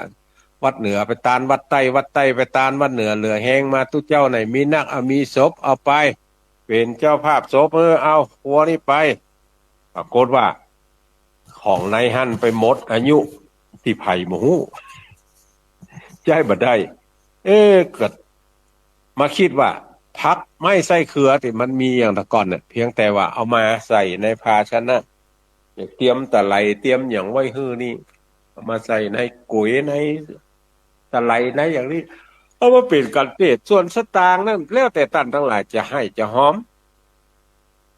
ไอ้จะห้อยจะหอมต่อได้ก็แล้วแต่บ่หอมก็แล้วแต่มาฟังบ่ได้ไผตึงว่าอย่างนี้เพราะว่าเวลาเขาจะไปโล่นก็ดีไปบนห้องอย่างเอารถไปแข่งกันอีกอันนั้นเสี่ยงสตางค์นะน้ำมันตัวเก่าเสี่ยงสตางค์ตัวเก่าเอารถไปแข่งไปโล่นก็เหมือนกันไผได้โล่นเฮาเนี่ยได้โล่นคนเดียวขาหักเฮาเนี่ยได้ยาคนเดียวเวลาไปโล่นเราต้องเสี่ยงสตางค์บริจาคสตางค์มันจะได้สตางค์ไผก็ยังเฮาท่านทั้งหลายก็ยังไปอยู่ไผก็ยังไปอยู่และอันนี้มาฟังเทศฟังธรรมเนี่ยเพิ่นได้บอกว่าไผที่ไม่ได้ห้อมกันเทศขอไปตั้งนอกศาลาบ่เด้อบ่ฮือฟังเด้อมีไผประกาศกำเตื้อ ฟังได้ตลอดดังนั้นก็การฟังพระธรรมเทศนาเนี่ยก็เฮามีอันใดก็นั้นมาให้มาหอมกันแปลงกันเทศปูจากันเทศสิ่งทั้งหลายแล้วเนี่ยจะเป็นประโยชน์นะเป็นปัจจัยเป็นเงาติดตามตัวเฮาไปทางหน้าบุญกุศลนี่นะท่านทั้งหลายติดตามตนตัวเฮาไปทางหน้าดังนั้นก็ให้ท่านทั้งหลายได้ช่วยกันและแห่มสุขหน้านี่พุ่นน่ะปะกันที่สำนักสงฆ์บ้านน้ำโก้งหมู่ที่2บ้านเปียนนี่ก็หมู่ที่2เพราะมันอยู่ไกลกันเปิ้นจึงแปลง2วัดหมู่2น้ำโก้งเนี่ยแบ่งเป็น3ป๊อก3ย่อม4ป๊อกก็นะ4ย่อมย่อมที่1เอาตั้งวันออกมาเพิ่นเขาห้องว่าปางแม่หวานเหลือหั่นอยู่6หลังคาเดี๋ยวนี้แล้วก็มาห้วยควบเหลือหลังคาเดียวแล้วก็ไปน้ำโก้งมีอยู่20ปลายมาบ้านเปียนเนี่ยก็เหลือ8หลังคามีอยู่3-4ป๊อกมี2วัดแล้วศีลหน้านี่ศีลหน้าว่าศุกร์หน้านี่มันจะตรงกับวันที่31ที่31แล้วเข้าพรรษานี่มันเป็นวันที่30วันเข้าพรรษาวันอาสาฬหะเป็นวันที่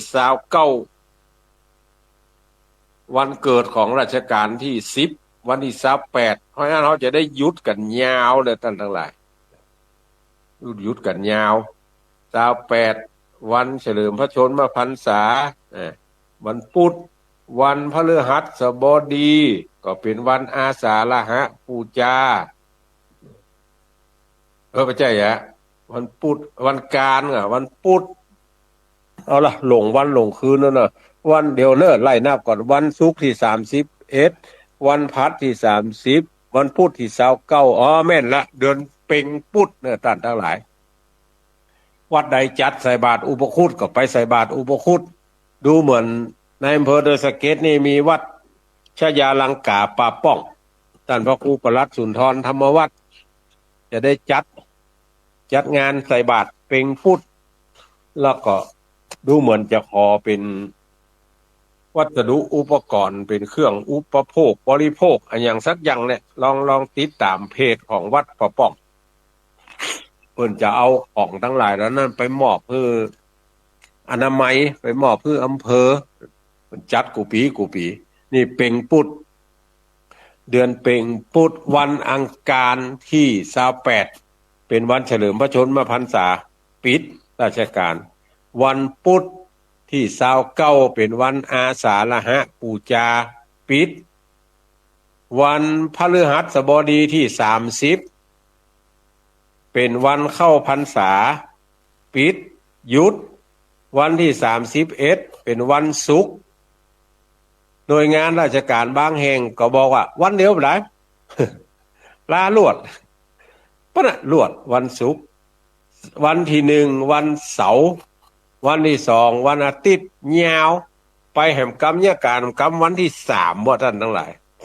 หยุดยาวก็วันศุกร์จะไปที่สำนักสงฆ์น้ำโก้งพี่น้องน้ำโก้งที่ฟังอยู่ก่อนเชิญจวนเนอะวันนี้มาที่บ้านเปียนก่อนเนาะมาที่บ้านเปียนก่อนมาที่บ้านเปียนดังนั้นเฮาท่านทั้งหลายเนี่ยเมื่อเปิ้นมีกิจกรรมต่างๆนะก็คือไปร่วมจะไปคิดว่ามันเป็นเวียกเป็นการกำนันผู้ใหญ่บ้านบางท่านบางคนตุเจ้าบางวัดบางวานี่จะคิดอย่างเอี้ยท่านทั้งหลายคิดว่าเอาละตุเจ้าอ่ะบึดอันหนึ่งเป็นเวียกเป็นการบ่เฮ้ยจริงๆแล้วมันได้เป็นเวียกเป็นการนะ เฮาได้มาก็โทรบอกติดภารกิจท่านั้นนี่เด้อมันมีความจำเป็นเฮ้ยส่งแม่ส่งเมียส่งลูกส่งเต้าไปหาหมอไปหั่นไปนี่ธกส.ห้องไปเซ็นอันอย่างก็ว่าไปได้บ่ต้องไปเปิ้นฮ้อหยังบ่ต้องไปกึดเอาคนเดียวว่าเป็นเวียกเป็นการที่มีกิจกรรมต่างๆให้เฮาท่านทั้งหลายได้ทำนี่นะโอ้คนกึดกิจกรรมนี่บ่ใช่ซะน้อยเนี่ยเฮาท่านทั้งหลายบ่ใช่เหมือนหน่วยงานของทางรัฐที่เพิ่นอยู่ในห้องสั่งการลงมานะอันนี้ลำบากทำลำบากแต่ว่าบ่ทำต้องจำเป็นทำบ่ทำต้องจำเป็นทำแต่ว่าการจัดกิจกรรมอย่างเงี้ยอบรมประชาชนพ่องโน่นนั่นนี่พ่องสัมมนาอย่างนี้พ่องในนาท่านทั้งหลายมันบ่ใช่เป็นเวียกเป็นการบ่ให้บัดดีมันมีภัยทำให้เฮาได้ไปร่วมอย่างเฮือนใหม่เฮือนใหม่ก็เอาตุ๊เจ้ามาสวดเจริญพุทธมนต์ เพื่อความเป็นสิริมงคลกับเฮือนใหม่และถ้าบัดจัดถามว่าได้ก็ได้เอาทุกเจ้าตัวเดียวได้ก็ได้โอ้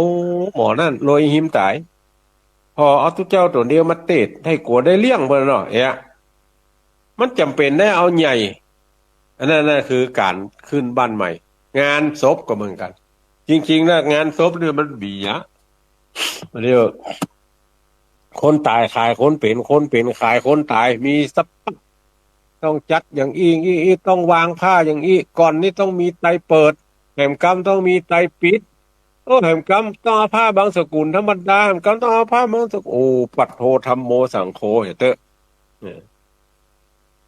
จริงๆแล้วมันมีอย่างนักตอดผ้า4 ไต 4 ผืนกับเผาได้ละแต่ว่าพิธีกรรมในพิธีการนั้นเฮาท่านทั้งหลายแม่ออกไปหันว่ามันดีแขกมานักมาหลายเขาก็แม่ออกไปกำน้อยเลยกลายเป็นอันอย่างที่มันเป็นละหุปัญจะไปมันเลย คำว่าละหุปัญจะนี่มาให้มันดีมีไผอู้ละแล้วก็บางเทื่อคนอู้ก็แปลมาได้ว่ามันหมายถึงอันอย่างก็ถ้าจะแปลให้ฟังก็คือมันแบบเป็นชิ้นเป็นอันน่ะคำว่าละหุปัญจะนะเนี่ยอย่างก็บาแล้วสวะหันไปเนี่ยหันสวะหันไปเนี่ยหันถามว่าแล้วมันดีกี่อย่างก็ กิจกรรมที่ทำดีหมดแต่มันแบบเป็นชิ้นเป็นอันนี่คือเปิ้นห้องว่าเป็นละหุปัญจะ นั้นเป็นที่มาของคำว่าเป็นละหุปัญจะเหลือเวลาแถม10 กว่านาทีจะเปิดโอกาสให้ท่านทั้งหลายได้รายงานผลการรับฟังและจะจะจ๋าจะให้ประชาสัมพันธ์อันหนึ่งอันใดกันก็เอิ้นมาบางห้องก็ฟังทางเฟซบางห้องก็ฟังทางไลน์ เนี่ยบางพ่องก็โอ้พ่อสเปเหระไปตามเรื่องตามราวตะกี้ได้อู้ได้จ่าเอาไว้ละอ้าวเอามาละเจริญปอนเจ้าอยากจังได้หายังมาเป้าอะไรแม่ไรเอออ่าเจ้างานไหนขาดมาตลอดไม่ไปไม่ได้มาตลอดเป็นยังอนุโมทนาที่พระศรีสองเมืองจะทำแหม่มกรรมในวันที่13 กันยายนด้วยแม่เนอะไปฝากไปฝากไปเป็นยังอ๋อเป็นยังเอาบุญไป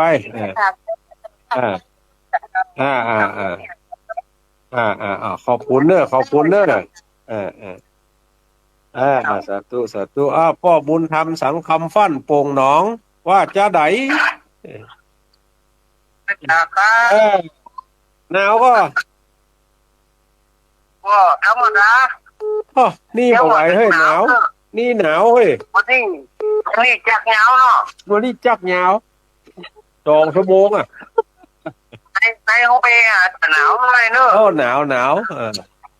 ใส่โค้ทหลายจันเนอะขอบคุณสายต่อไปแม่ป้อห้วยบ่อทองเจริญปอนเจ้าฟังเจ้าอยู่ตลอดเจ้ายินดีเนอะสุขภาพเจ้า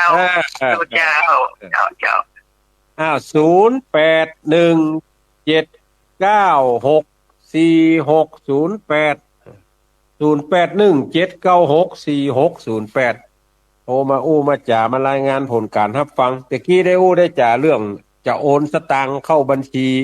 พร้อมแปลงอย่างก็ห้องครัวกับห้องน้ำห้องส้วมก็ธนาคารธกส.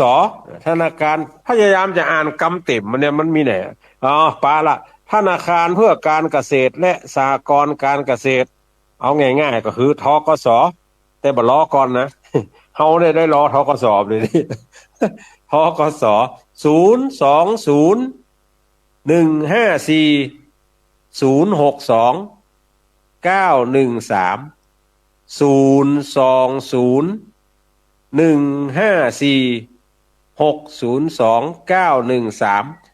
ฟังบัดตันก็ได้ก็ว่ากันรอบเนิ่นเจริญปอนนมัสการครับจากทางใดฮะชัดเจนดีเนาะชัดแจ๋วดังไก่เลยครับขึ้น104 วัดไฟครับม่วนครับเนาะท่านเนี่ยเนาะเนี่ยฟังมาเก่านี่ยังม่วนครับเนาะดีเนาะคนรุ่นใหม่นี่เขาบอกฮู้ละต้องแปลไทยเป็นไทยแห่งกรรมน่าจะต้องแปลเป็นไทยเนาะโปรแกรมมันเขาเนี่ยเนาะไม่ใช่โอ้มาขังไก่นะครับยินดีเนอะยินดี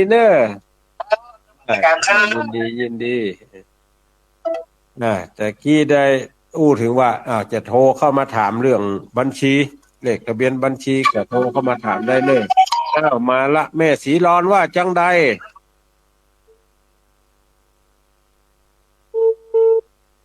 ฮัลโหล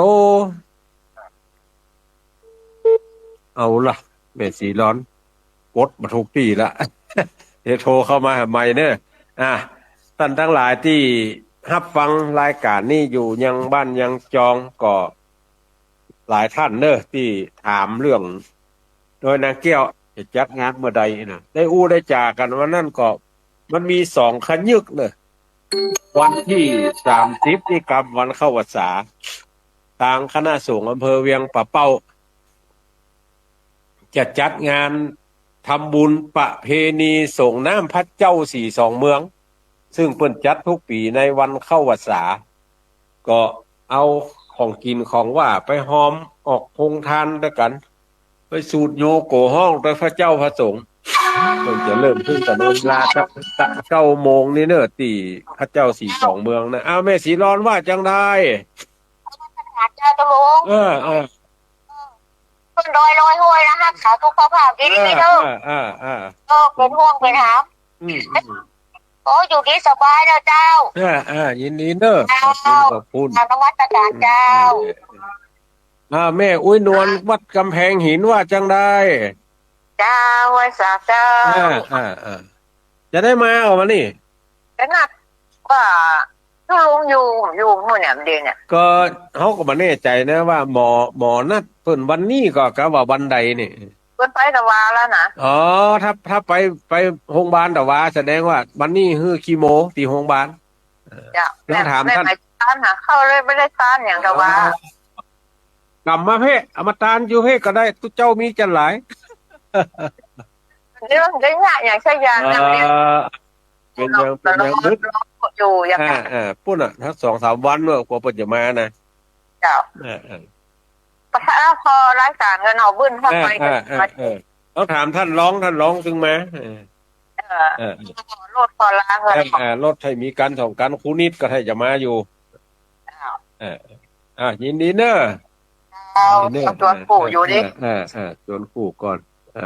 หลายท่านก็กำลังจะเกาะกลุ่มลุ่มลากันเพื่อมางานเนี้ย